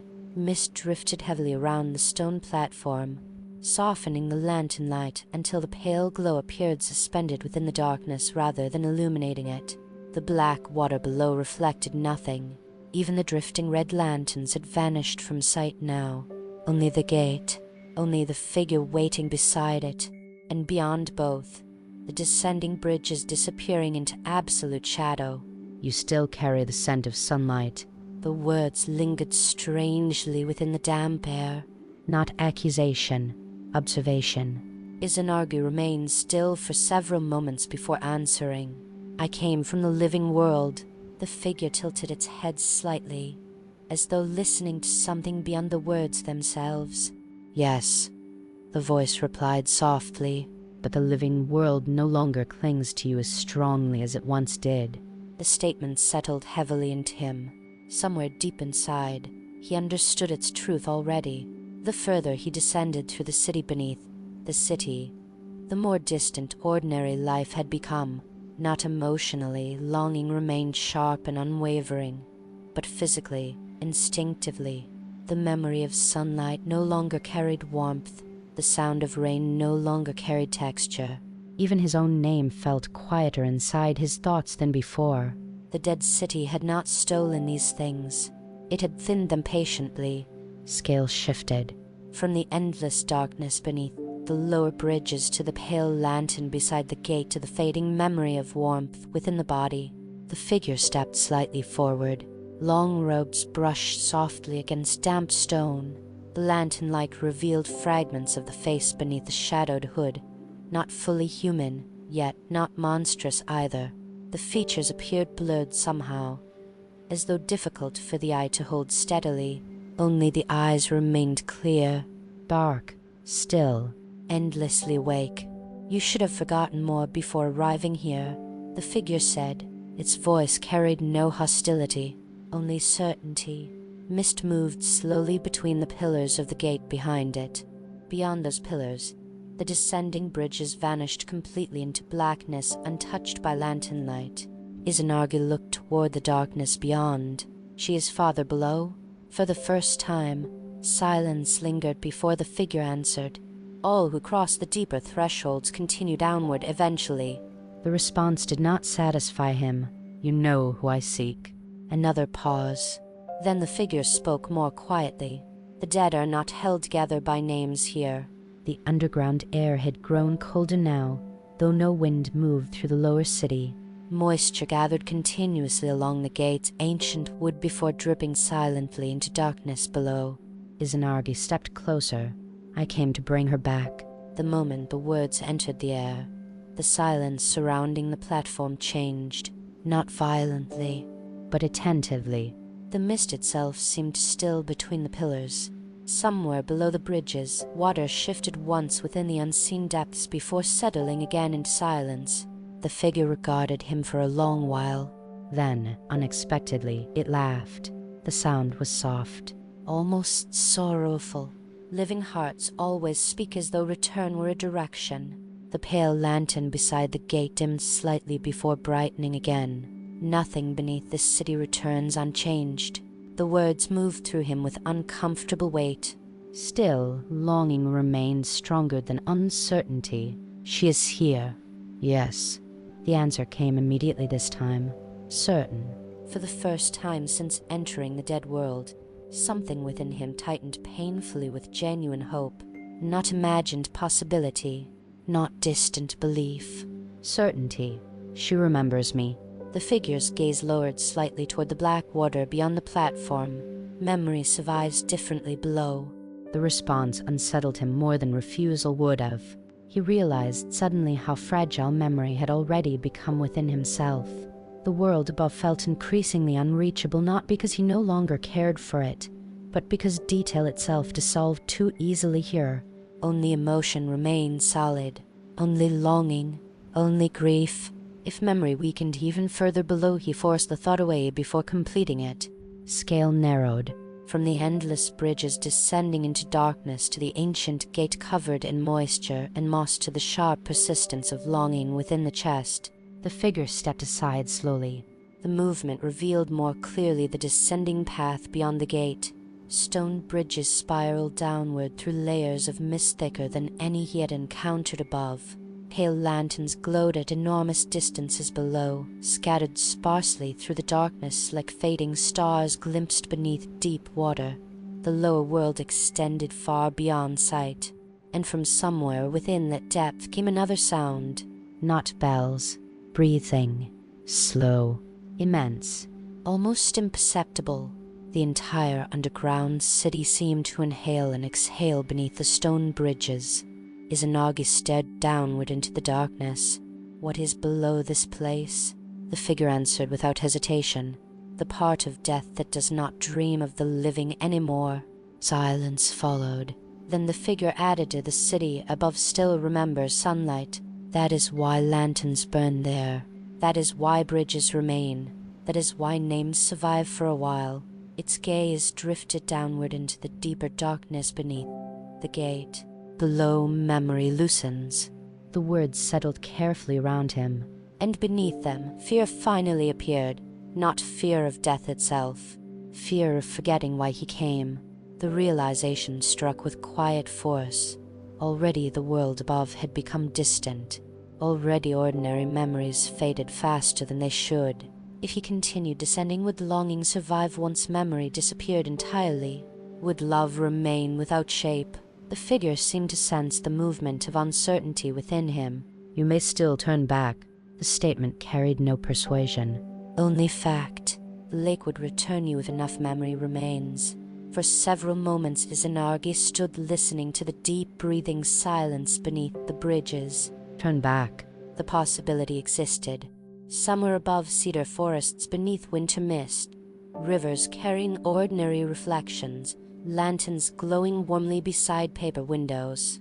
Life still continued there, yet even imagining that world now felt strangely incomplete, because she was not within it, and without her, The living world no longer rested properly inside him. The answer formed quietly. I didn't come this far to remain among shadows of memory. The figure watched him carefully. Then slowly, almost imperceptibly, it nodded. Living love is stubborn. The pale lantern beside the gate flickered for the first time. Not from wind, recognition. The figure stepped fully aside. The deeper roads no longer belong to the living, it said softly. Walk carefully. The dead below are quieter than grief. Beyond the gate, mist drifted upward from the descending bridges in slow pale currents. The darkness beneath seemed endless now, layered beyond comprehension. Somewhere far below, another bell rang once into the unseen depths. One note, fainter than before, as though distance itself were growing heavier. Izanagi stepped toward the gate. The moment he crossed beneath it, the air changed again. The warmth of the upper city vanished completely. Sound dimmed further. The world itself seemed to loosen around the edges. Behind him, the pale lantern beside the keeper of the gate faded slowly into mist. Ahead, only the descending bridges remained, and somewhere within the endless darkness below them, the one he had crossed death itself to find waited in silence beyond memory's reach. The roads where names grew quiet, the deeper roads descended without clear end. Stone bridges spiraled downward, through darkness layered with mist so dense it no longer resembled weather. The pale currents drifting upward from below moved slowly around the pillars and railings, softening the edges of everything they touched until distance itself became uncertain. The gate behind him vanished quickly. One moment its pale lantern still glowed faintly through the fog. The next, nothing remained. Only descent. The air had changed completely now. Above, within the city of the dead, moisture and silence still carried traces of the living world, lanternlight, bridges. Drifting figures shaped vaguely like memory. Here, beneath the lower gate, those remnants had thinned almost entirely. No lanterns hung beside the bridges. No buildings leaned over the canals. No footsteps echoed from unseen corridors. Only stone, only mist, only the endless downward passage through silence deeper than sleep. Scale shifted. From the bridges descending into blackness to the wet stone beneath careful footsteps to the fading shape of thought itself. The deeper world did not feel abandoned. It felt uninterested. The realization emerged gradually as Izanagi continued downward. Nothing below resisted him directly. Nothing threatened or warned him. Yet the place carried the overwhelming sensation that the living held no importance here. The upper city had still reflected memory. The deeper roads reflected nothing. At times, black water appeared far beneath the bridges through openings in the mist. Its surface remained perfectly still despite the enormous depth surrounding it. Other times, the fog thickened so completely that the bridges seemed suspended within empty grayness without floor or ceiling. Direction lost meaning quickly here. There was only downward. The silence surrounding the roads behaved strangely. Not absence of sound. Consumption. Each footstep vanished almost immediately after being made. Breathing softened before fully reaching his own ears. Even thought itself seemed slower, as though the darkness absorbed unnecessary movement before it could fully form. And within that deepening stillness, names began fading first. At some point during the descent, Izanagi realized he had stopped repeating her name inside his thoughts. The discovery unsettled him sharply enough that he paused upon one of the bridges. Mist drifted upward around the stone railings. Darkness stretched endlessly below. He tried forcing the name back into memory. For several long moments, only silence answered him. Then slowly, painfully, the sound of it returned. Fragile, distant, like hearing a familiar voice through heavy rain. Relief moved through him immediately afterward. Yet beneath that relief lingered fear. The deeper world loosened memory carefully. Not violently, patiently. Scale narrowed. From the endless dark beneath the bridges to the pale mist moving across stone to the fragile shape of one remembered name. He continued downward. Time no longer behaved naturally here.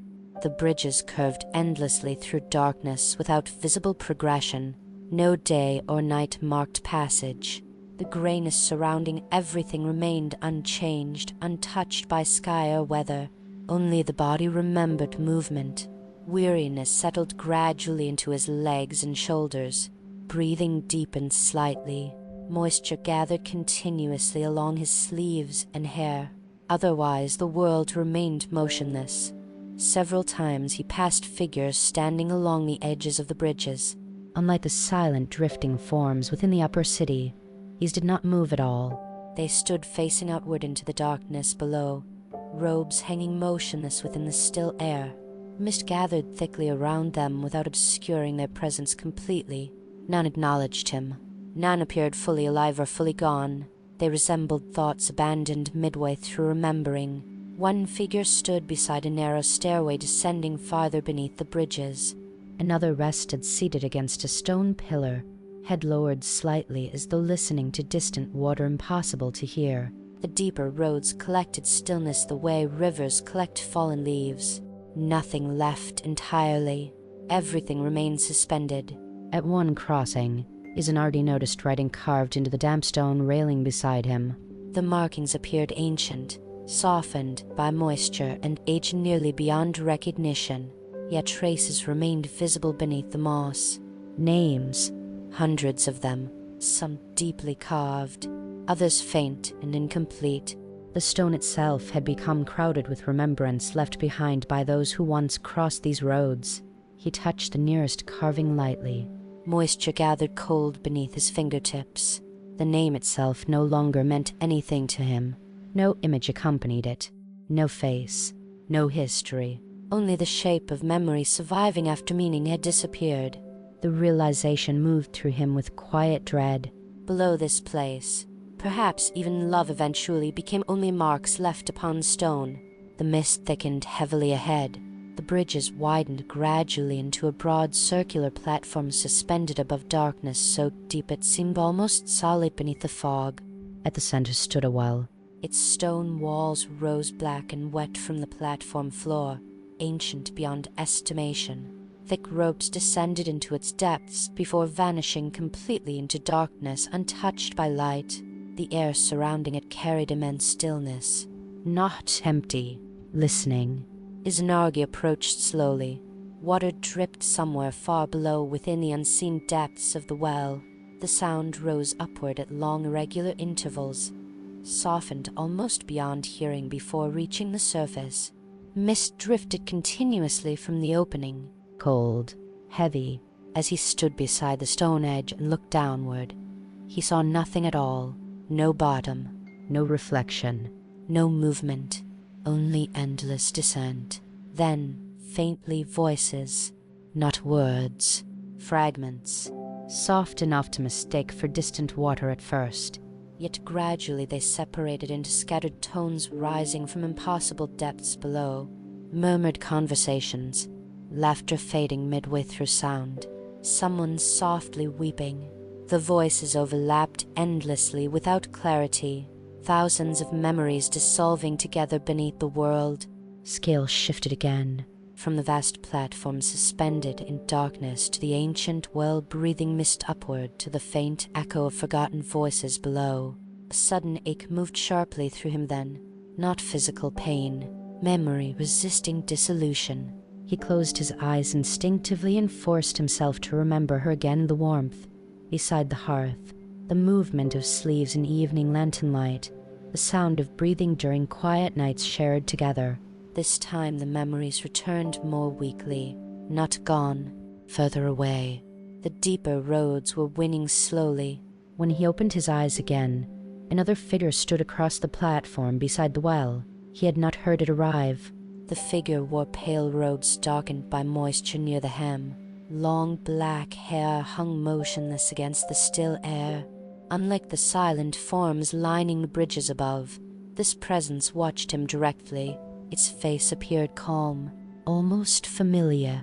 Then softly, in a voice barely louder than the mist itself, the figure spoke. "You should not carry living memory this far below." The voice sounded young, and for one terrible moment, Before the fog shifted again across the platform, Izanagi believed he recognized it.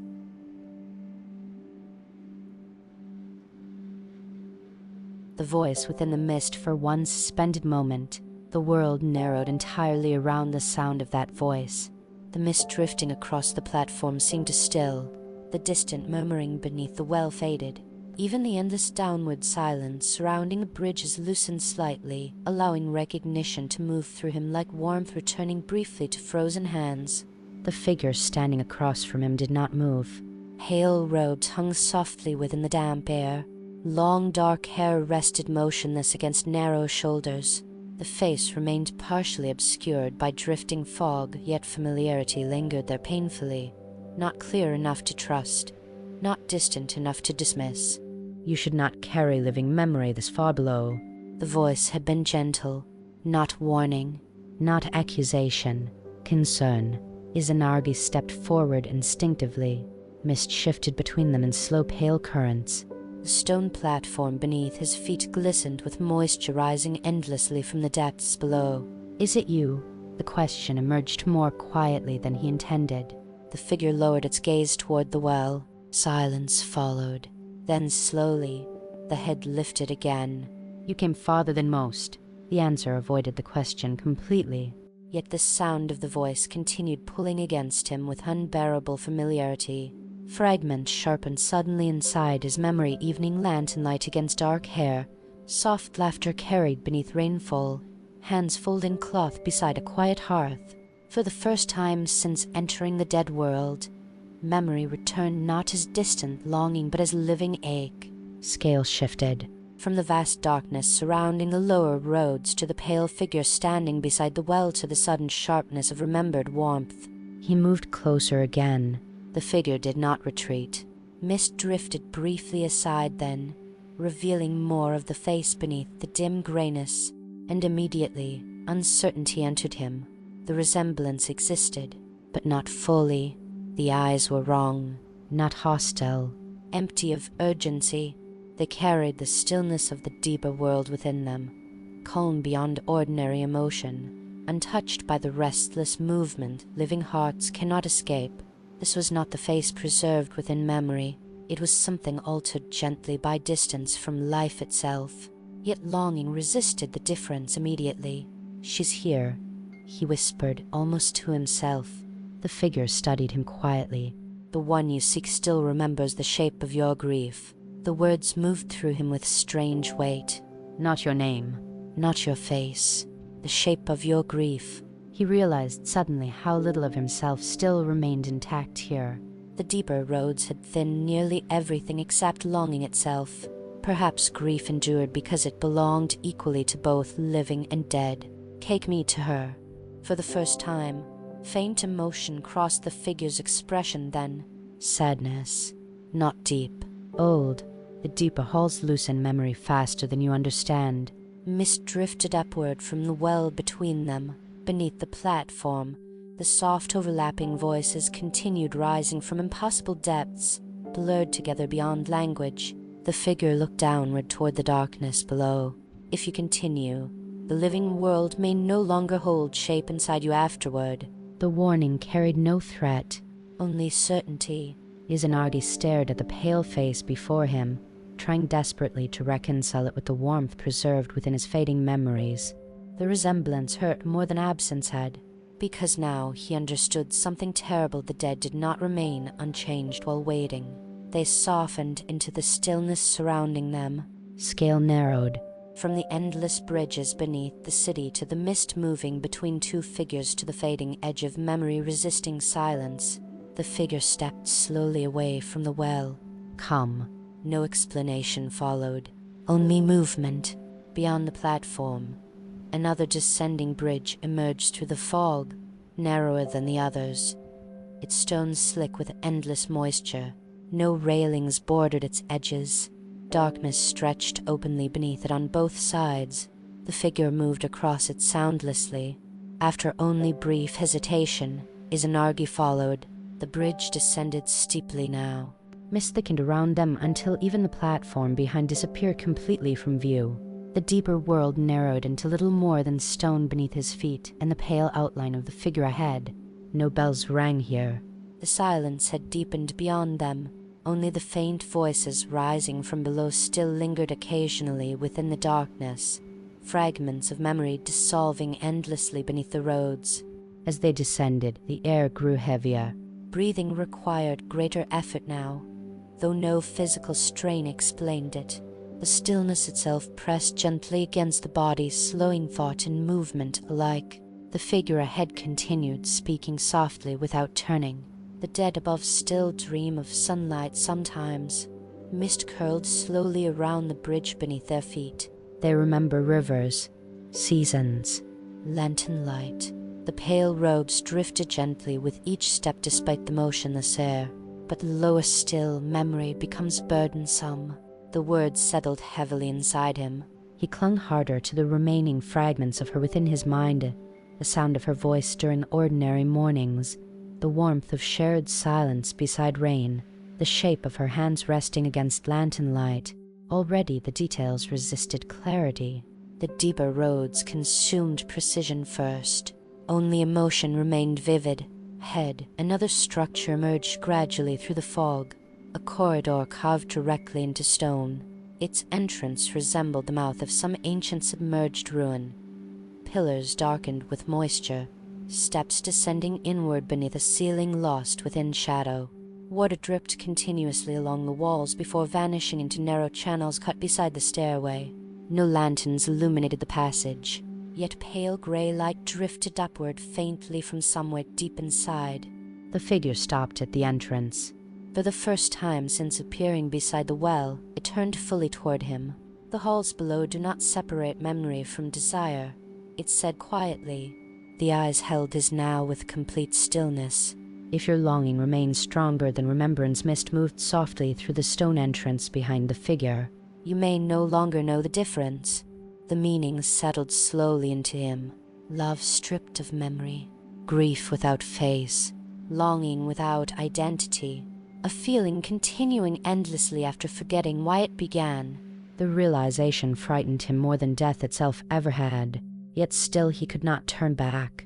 Because beneath the fear remained certainty somewhere below these halls, somewhere beyond the dissolving edges of memory and silence. She waited, not as memory alone, as presence. The figure stepped backward into the stone corridor. Pale mist swallowed the movement almost immediately. Then softly, nearly lost within the damp stillness beneath the world, the voice drifted outward one final time. She remembers you less each time the bells stop ringing. And then the figure vanished fully into the deeper halls below the city of the dead. The halls, where memory drifted, the corridor descended deeper beneath the world. Stone steps, worn smooth by endless moisture, disappeared gradually into pale grey dimness below. Water flowed in narrow channels beside the stairway, carrying no visible current yet producing the faint, continuous sound of movement. Through enclosed darkness, Izanagi stood at the entrance for several moments after the figure vanished. The final words lingered heavily within him as she remembers you less each time the bells stop ringing. Somewhere far above, beyond layers of bridges and mist in the silent city of the dead, bells had once marked passage. Here below, even bells no longer reached fully, only stillness remained. Scales shifted. From the endless underground halls descending into greyness to the dark water moving beside the stone stairs to the fragile persistence of memory within the mind. He stepped downward. Immediately, the air changed again. The deeper halls carried no scent of cedar, mist, or rain like the upper world above. The atmosphere here felt older than weather itself. Damp stone untouched by sunlight, enclosed water resting beneath immeasurable weight. Even silence behaved differently. It no longer consumed sound completely, it stretched it. Each footstep lingered faintly behind him before softening into distance. Water dripping from unseen ceilings echoed briefly through the corridors before dissolving somewhere farther below. The deeper halls listened endlessly to themselves. The passageway curved gradually downward through massive stone pillars rising from darkness beneath the floor. Their surfaces glistened with moisture thick enough to resemble oil within the pale gray light drifting upward from below. No visible source illuminated the corridor. The light simply existed. Weak, directionless. Enough only to prevent complete blindness. Mist moved through the halls continuously, not floating, flowing.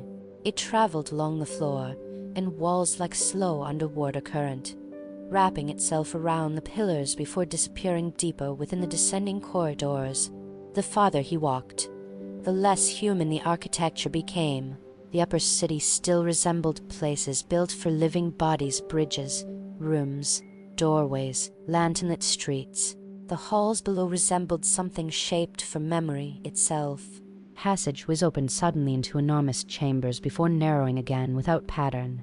Stairways crossed above one another at impossible angles before disappearing into darkness overhead. Stone walls curved inward gradually until the corridors resembled tunnels carved by water rather than hands. No destination revealed itself, only continuation. At times, voices drifted softly through the mist beside him, not from living speakers. Fragments. A child laughing somewhere beyond the walls. Someone quietly calling another name. Soft crying muffled by immense distance. The sounds emerged suddenly, lingered briefly, then faded back into the endless damp silence surrounding the halls. The deeper world carried memory like underground water carries fallen leaves slowly, without intention, toward places unseen. Scale narrowed. From the endless stone corridors beneath, the city to the mist flowing quietly along the floor to the fading sound of a forgotten voice. He tried holding onto her face again. This time the effort hurt. The outline remained. The feeling remained, but details slipped away immediately when approached directly. The exact curve of her smile.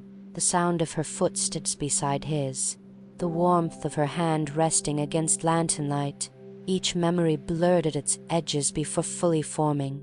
Only longing sharpened further. The deeper halls fed upon separation between feeling and form. A terrible realization began growing quietly inside him. Perhaps the dead survived here not as people, but as emotions slowly detached from the lives that once shaped them. Grief without story, love without face, fear without cause. The thought followed him downward through the halls. Eventually the corridor widened into another chamber. Unlike the bridges above, this space held no visible pathways crossing it. Instead, narrow stone platforms rose from shallow black water stretching endlessly into darkness beneath the ceiling. Mist hovered low above the surface, motionless. At the center of the chamber stood dozens of bells hanging from thin black cords descending from unseen heights above. Small bells, large bells, bronze darkened by moisture and age. None moved, yet faint sound drifted continuously through the room, not ringing, remembering. Each bell carried traces of tones long faded, vibrating softly through the damp air like echoes refusing disappearance. Izanagi stepped carefully between the platforms. Water surrounded the narrow stone beneath his feet on all sides. Its surface reflected neither the bells nor the pale gray light above. The chamber felt suspended outside ordinary time entirely. As he passed beneath the bells, fragments of memory sharpened suddenly around him. A warm evening beside flowing river water, lantern light trembling against paper walls during rain, the soft sound of her voice speaking his name. The memories arrived so vividly he nearly stopped breathing. Then just as quickly, they dissolved again. One of the bells moved, very slightly. No wind touched the chamber, yet the bronze surface trembled once against its cord. A single tone emerged softly into the darkness. Unlike the bells above, this sound carried clarity, painfully clear. The moment it rang, memory surged through him with overwhelming force, her face turning toward him beside firelight, the warmth of shared laughter, hands touching briefly across ordinary silence. For one suspended moment she felt entirely real again, alive enough to reach. Then the bell's tone faded, and with it, the memory collapsed back into distance sharper than grief itself. Izanagi gripped the edge of the stone platform beside him until moisture gathered cold beneath his hands. The halls were not merely erasing memory. They were teaching him how unbearable remembrance had become. Scale shifted again, from the chamber of hanging bells suspended in darkness to the trembling bronze surface beside him to the aching space where memory had briefly returned. Another bell moved somewhere deeper within the chamber. Then another. Soft tones drifted slowly through the mist-hovered water in uneven intervals. Not music, fragments of remembering. The bells awakened memory only long enough to expose its fading. And suddenly he understood why the dead below no longer clung to names. To remember fully here was agony. Footsteps sounded softly ahead. The noise startled him immediately, not because it was loud, but because it carried intention unlike the drifting echoes surrounding everything else. Someone moved through the chamber. Mist shifted across the distant platforms beyond the hanging bells. A figure appeared gradually through the grayness, not the pale guide from before. This presence walked slowly between the bells with deliberate steps, dark robes trailing lightly above the shallow water surrounding the platforms. The figure carried no lantern, yet the mist itself seemed to pale slightly round it. As it drew nearer, Izanagi felt something inside him tighten sharply. Recognition, not memory. Something deeper. The figure stopped several platforms away. Its face remained obscured beneath shadow and drifting mist, but the voice that emerged next carried unbearable familiarity. You came too far, quiet, gentle, and this time there was no uncertainty left within it at all.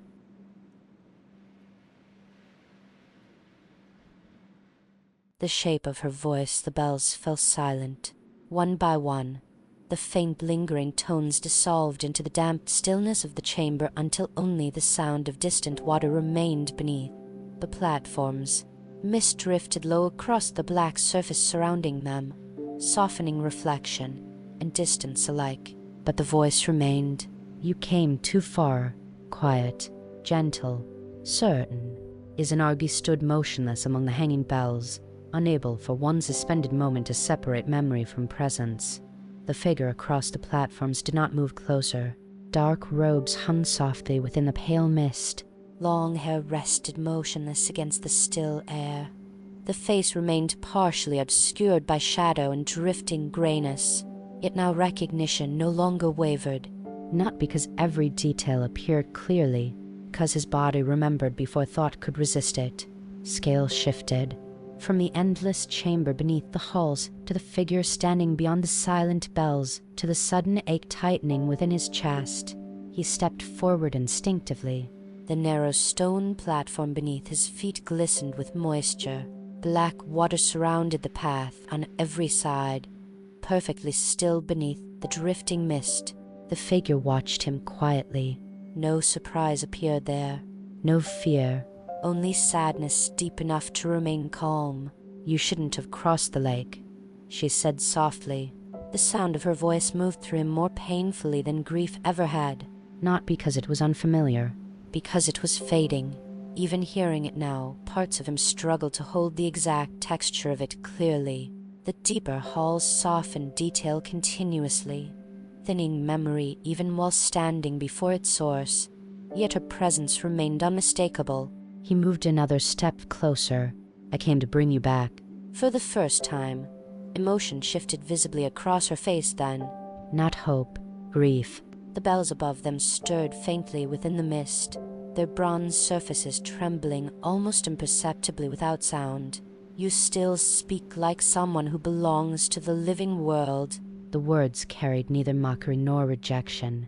Only distance. She stepped carefully onto another platform between them. Mist flowed slowly around the edges of her robes before drifting outward into the darkness beneath the chamber. And as she drew nearer, he finally saw fully what the deeper world had done. She had not become monstrous, not ghost-like. Only quiet. The urgency living people carry within their eyes, longing. Fear, desire, movement toward tomorrow had softened almost entirely from her. The dead world had worn stillness gently into her existence. She resembled someone resting within endless deep water, present, beautiful, distant, scale narrowed, from the silent chamber of bells to the pale mist moving between them to the unbearable familiarity of her face. For several moments neither spoke again. The bells overhead hung motionless within the grey dimness. Water dripped softly somewhere beyond the chamber walls before fading once more into silence. At last, Izanagi whispered, "I thought if I reached you," his voice faltered. The deeper halls had weakened language itself.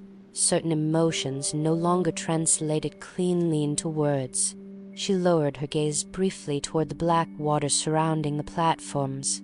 "The living think death is distance," she said quietly, "but it is weight."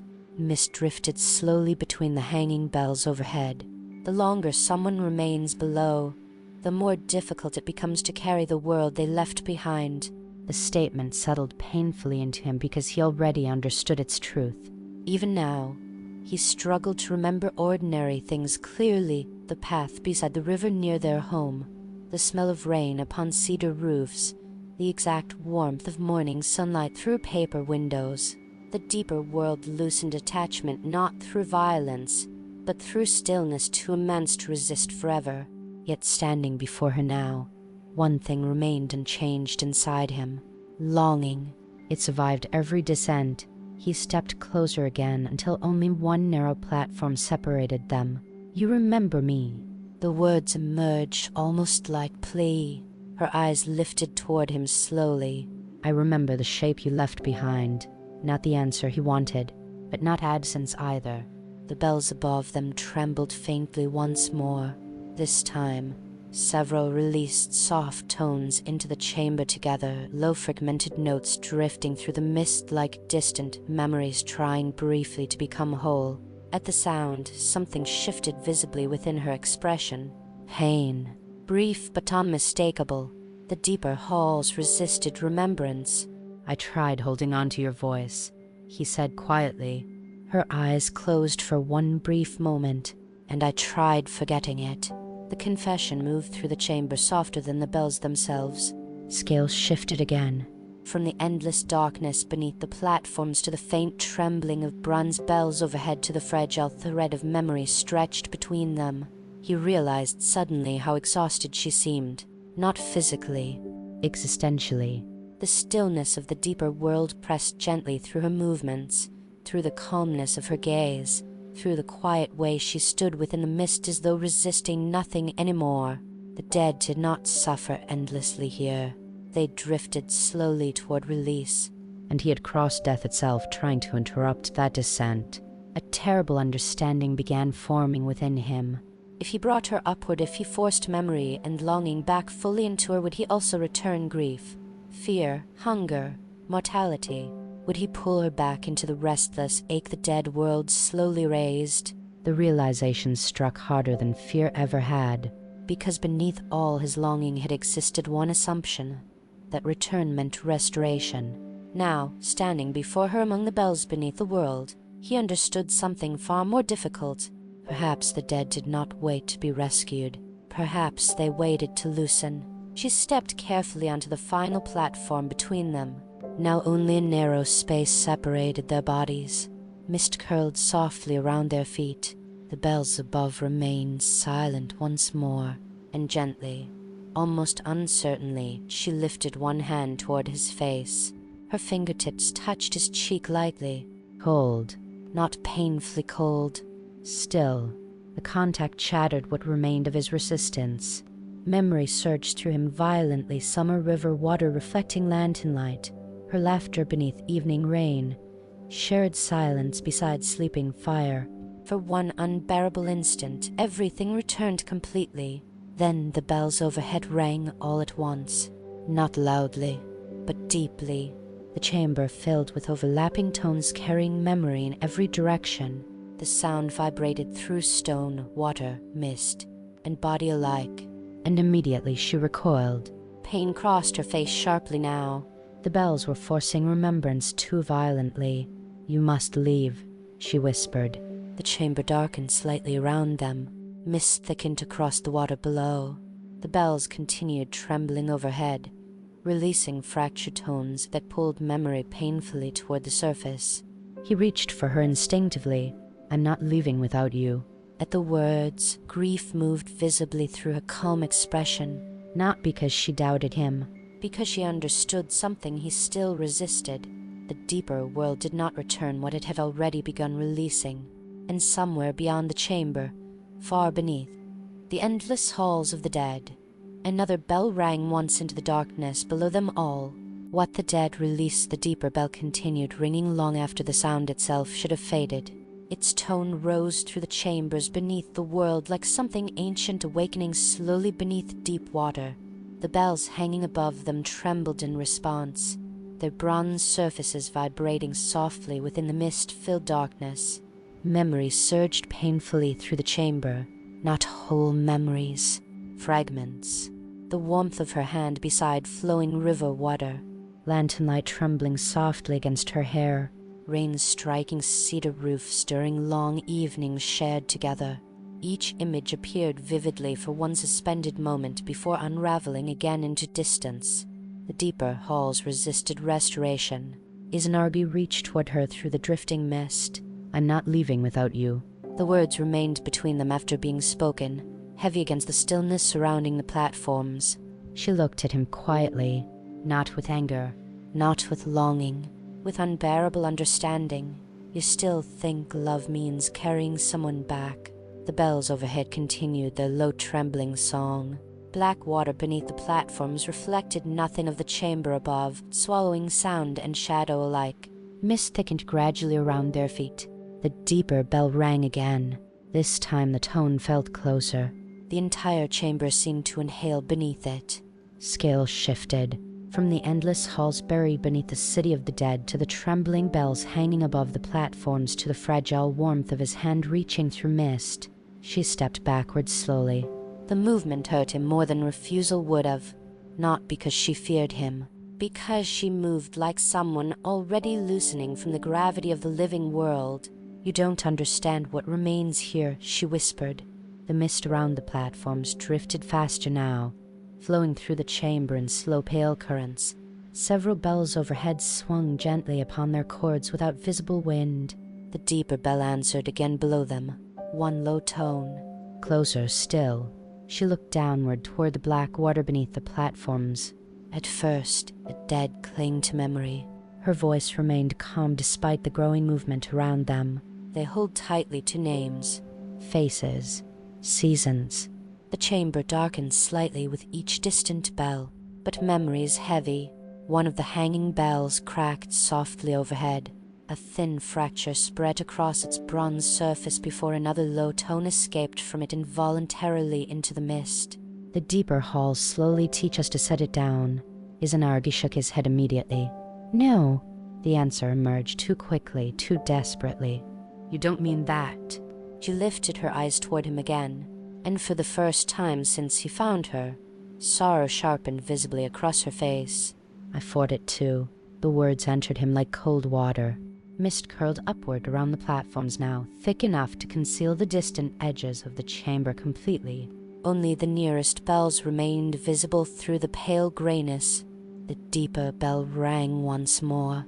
This time the black water below rippled gently for the first time since his arrival. Not outward, inward, as though something immense beneath the chamber had turned slightly in sleep. Scale narrowed. From the endless darkness beneath the halls to the ripples spreading across black water to the quiet terror tightening within his chest. "You remembered me," he said softly. The statement sounded smaller now, more fragile. She closed her eyes briefly. "I remembered losing you."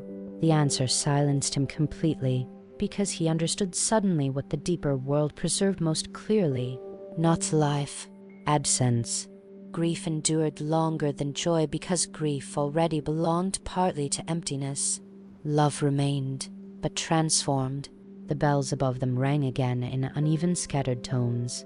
With each sound, memory sharpened painfully for an instant. The smell of cedar smoke, warm fabric drying beside firelight, the quiet rhythm of shared breathing during sleep. And each time the memories returned, pain crossed her face more sharply. The deeper world had taught the dead to survive by releasing what the living could not bear losing. He realized then that dragging her upward might not save her at all. It might only force forgotten suffering back into a soul already dissolving gently into stillness. The thought nearly broke him. Still, longing resisted surrender. There has to be a way. She looked toward him with unbearable tenderness then, the kind reserved for someone still drowning in hope after the dead have already learned its weight. There are no doors here, she whispered, only descent or release. The bells trembled violently overhead. Another fracture split through one of the larger bronze bells before silence burst briefly through the chamber. Immense, crushing silence so complete that even thought itself seemed to stop moving. Then the deeper bell rang again. Very near now. The black water below the platforms began rising slowly. Mist followed with it, thickening into pale waves that curled around the stone paths and bells. Something was approaching through the deeper halls beneath them. Not quickly. Inevitably. She stepped closer suddenly. Before he could speak again, her hands rose gently to his face. Cold stillness touched his skin. Yet beneath that coldness lingered faint remembered warmth impossible to fully erase. You came farther than love was meant to follow. Her voice trembled slightly for the first time. Not with fear, with grief. The bells overhead screamed suddenly. Every bronze surface rang together at once, flooding the chamber with unbearable sound and memory, and within that violent chorus, the world returned completely around him as sunlight across river water. Summer insets beyond open windows, her laughter beside rain-darkened cedar walls, warm hands pulling sleeves tighter against winter wind. Everything. Every ordinary moment restored all at once, with devastating clarity. The force of it dropped him to one knee upon the wet stone platform. Tears blurred his vision immediately. The deeper halls had not erased memory. They had buried it beneath stillness too heavy to carry continuously, and now the bells were tearing it violently back open. She knelt beside him. Pain crossed her face openly now as the memories struck her too. Izanagi, hearing his name fully spoken, shattered something inside him. Because now he remembered not only her, he remembered himself beside her. The living world surged painfully back into shape, and immediately the deeper darkness beneath. The chamber reacted. The black water below rose higher. The bells overhead cracked one after another. Mist spiraled violently upward through the platforms as the deeper bell rang again. No longer distant now, but directly beneath them. The dead world rejected what the bells had restored. She gripped his shoulders tightly.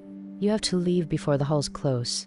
But even through the terror surrounding them, even while the chamber trembled with fractured memory and rising darkness, he understood one unbearable truth. At last she did not want to return. Not because she no longer loved him, because the dead eventually learned that release was kinder than endless longing. And somewhere beneath the collapsing chamber of bells, beneath the black water rising through the deeper halls of death, something ancient began moving toward them through the mist.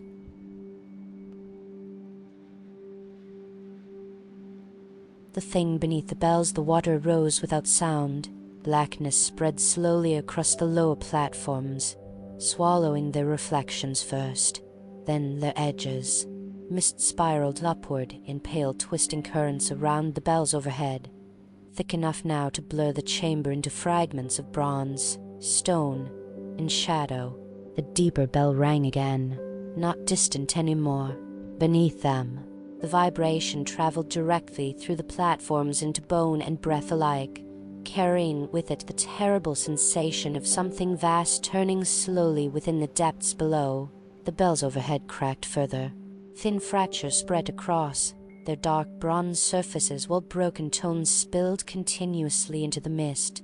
Each sound dragged memory violently upward. Summer mornings beside riverbanks, shared meals beneath lantern light, quiet evenings softened by rain. The chamber had become unbearable for the dead and the living alike. She still held his shoulders tightly. You must go. The words trembled now beneath the constant ringing surrounding them. But Izanagi could barely hear her fully. because below the sound of the bells, another noise had begun rising through the black water. Breathing, immense, slow, ancient beyond thought, the darkness beneath the platforms inhaled. Mist pulled downward toward the water briefly before spiraling upward again. The chamber itself seemed to pulse gently with the movement, as though the deeper halls below were waking from endless stillness. Scale shifted, from the collapsing chamber of bells to the black water swallowing the platforms to the ancient breath rising from below. He forced himself upright. The world tilted strangely around him now. Restored memory collided painfully against the stillness of the dead halls, making ordinary reality feel impossibly fragile. He remembered everything suddenly sunlight across their doorway, the exact cadence of her footsteps, the smell of cedar smoke caught in winter fabric. And because he remembered fully again, terror returned too. The deeper world had stripped fear away gradually by loosening attachment. Now attachment had flooded back violently. Another platform disappeared beneath rising black water. The bells screamed overhead. She looked toward the depths beneath them, and for the first time since he found her, genuine fear crossed her face. Not fear for herself. For him. The halls know you remember now. The statement made no sense at first. Then the chamber moved. Not shaking. Breathing. The black water below swelled upward once more, and something enormous shifted beneath its surface, not visible fully, only suggested through movement too vast for the chamber itself to contain comfortably. The bells reacted instantly. Several tore free from their cords and vanished into the water without splash or sound. Mist erupted upward afterward in towering pale spirals. Izanagi stared downward into the rising darkness. At first he saw nothing. Then slowly, impossibly slowly, a shape emerged beneath the water far below. Not body, presence. Like watching an entire cavern turn its attention upward. The thing beneath the bells did not resemble preacher spirit. It resembled depth itself becoming aware. Scale narrowed, from the endless drowned halls below to the shifting black surface beneath the chamber, to the sudden fragile rhythm of his own heartbeat. She pulled him backward toward the remaining upper platforms. Do not look at it too long. Her voice sounded strained now. The bells overhead continued collapsing one by one, their fractured tones filling the chamber with unbearable fragments of restored memory. He followed her across the narrowing stone paths, while the black water swallowed the lower platforms behind them. Mist concealed much of the chamber now. Only scattered bells remained visible overhead through the pale grey storm. The deeper breathing continued beneath everything. Slow, patient, unavoidable. What is it? He whispered. For several moments she did not answer. Then quietly the part of death that remains after memory leaves. The words chilled him more deeply than the rising darkness itself. Not monster. Not guardian. What remained when even identity dissolved? Another platform sank beneath the water. The chamber was closing. Ahead, a narrow stairway emerged faintly through the mist along the far wall, ascending back into the higher corridors above. Relief struck him instantly upon seeing it. Escape. Yet she stopped moving. The realization hit him immediately afterward. You're coming with me. The statement sounded desperate now, even to his own ears. The bells rang again violently overhead. The black water surged higher. She looked toward the stairway once, then back toward him. And slowly she shook her head. Pain crossed her expression openly now, sharpened by the memories the bells had restored within them both. If I leave now, her voice faltered briefly beneath another deep pulse rising from below. The halls will not release what I have become. Mist drifted heavily between them. He understood suddenly. The dead world had changed her too deeply. The stillness inside her no longer belonged entirely to life. To force her upward now might tear something apart that could never fully heal again. Yet the thought of leaving her here felt impossible. Another bell shattered completely overhead. Bronze fragments vanished into the mist-covered water below while the chamber darkened sharply round them. The breathing beneath the platforms grew louder. Closer. The water rose high enough now to touch the edges of the stairway behind them. She stepped toward him one final time. Her hands trembled slightly as they touched his face again, not cold anymore.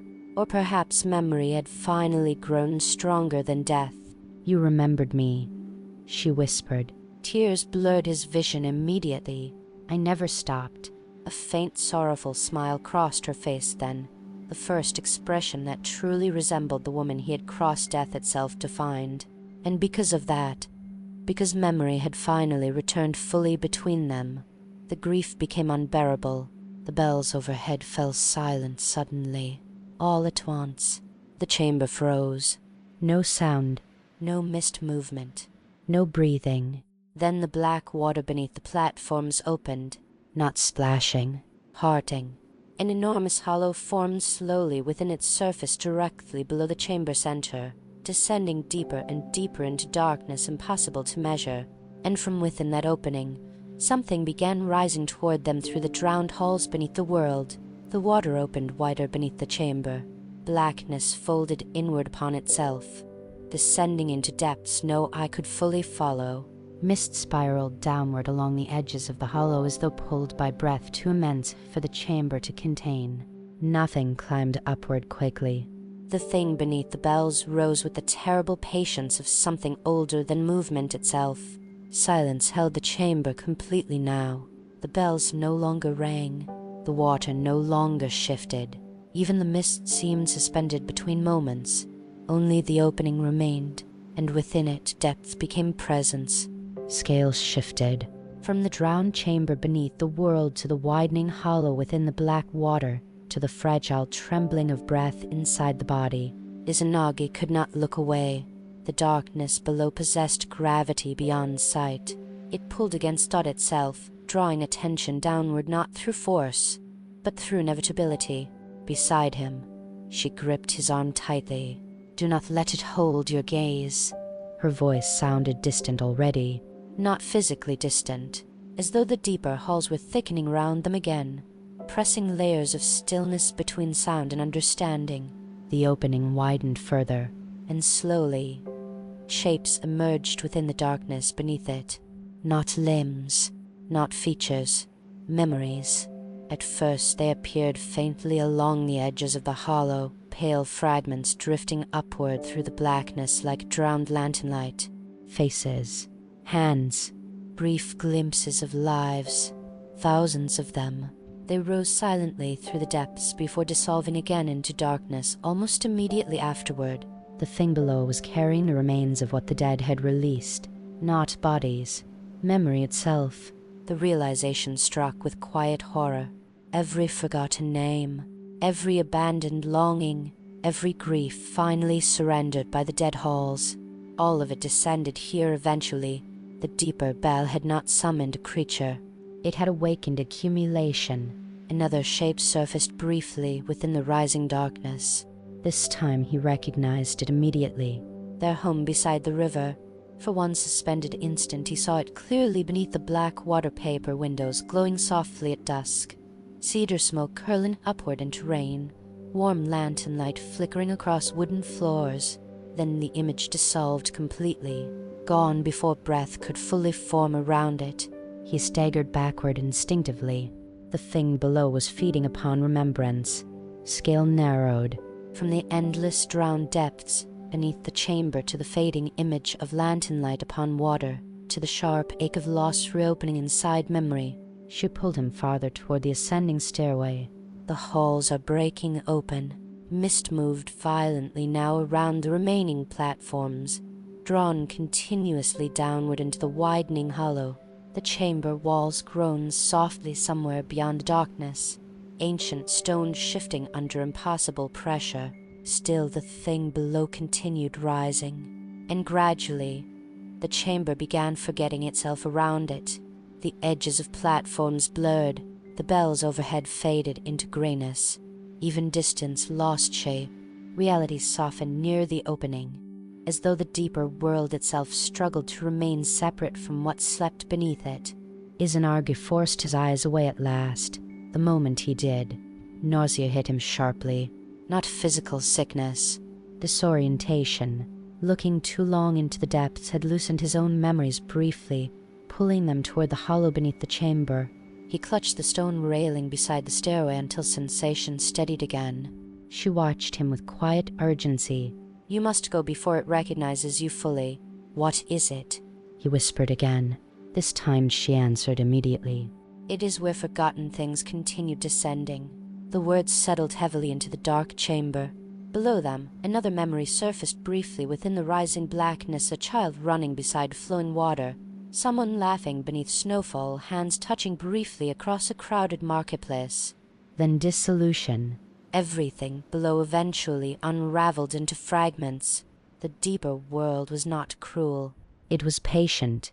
Patient enough to wear every memory smooth eventually. Another violent groan echoed through the chamber.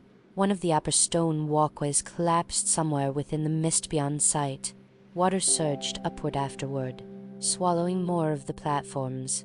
The stairway behind them remained open. But barely. He looked toward it, then back toward her. And grief sharpened immediately, because now he understood why she would not leave. The deeper halls had already begun releasing her into stillness. To pull her upward again would force memory, longing, fear, and time violently back into a soul already loosening from them. Love alone could not undo death without consequence. The realization nearly destroyed him. Still, the living heart continued resisting what the dead already knew. Come with me, he whispered again. Not demand, plea. Mist curled heavily around them. The black hollow beneath the chamber widened further, and somewhere deep within it, something turned its attention upward fully at last. The sensation struck instantly. Not sight, awareness. The thing below had noticed him.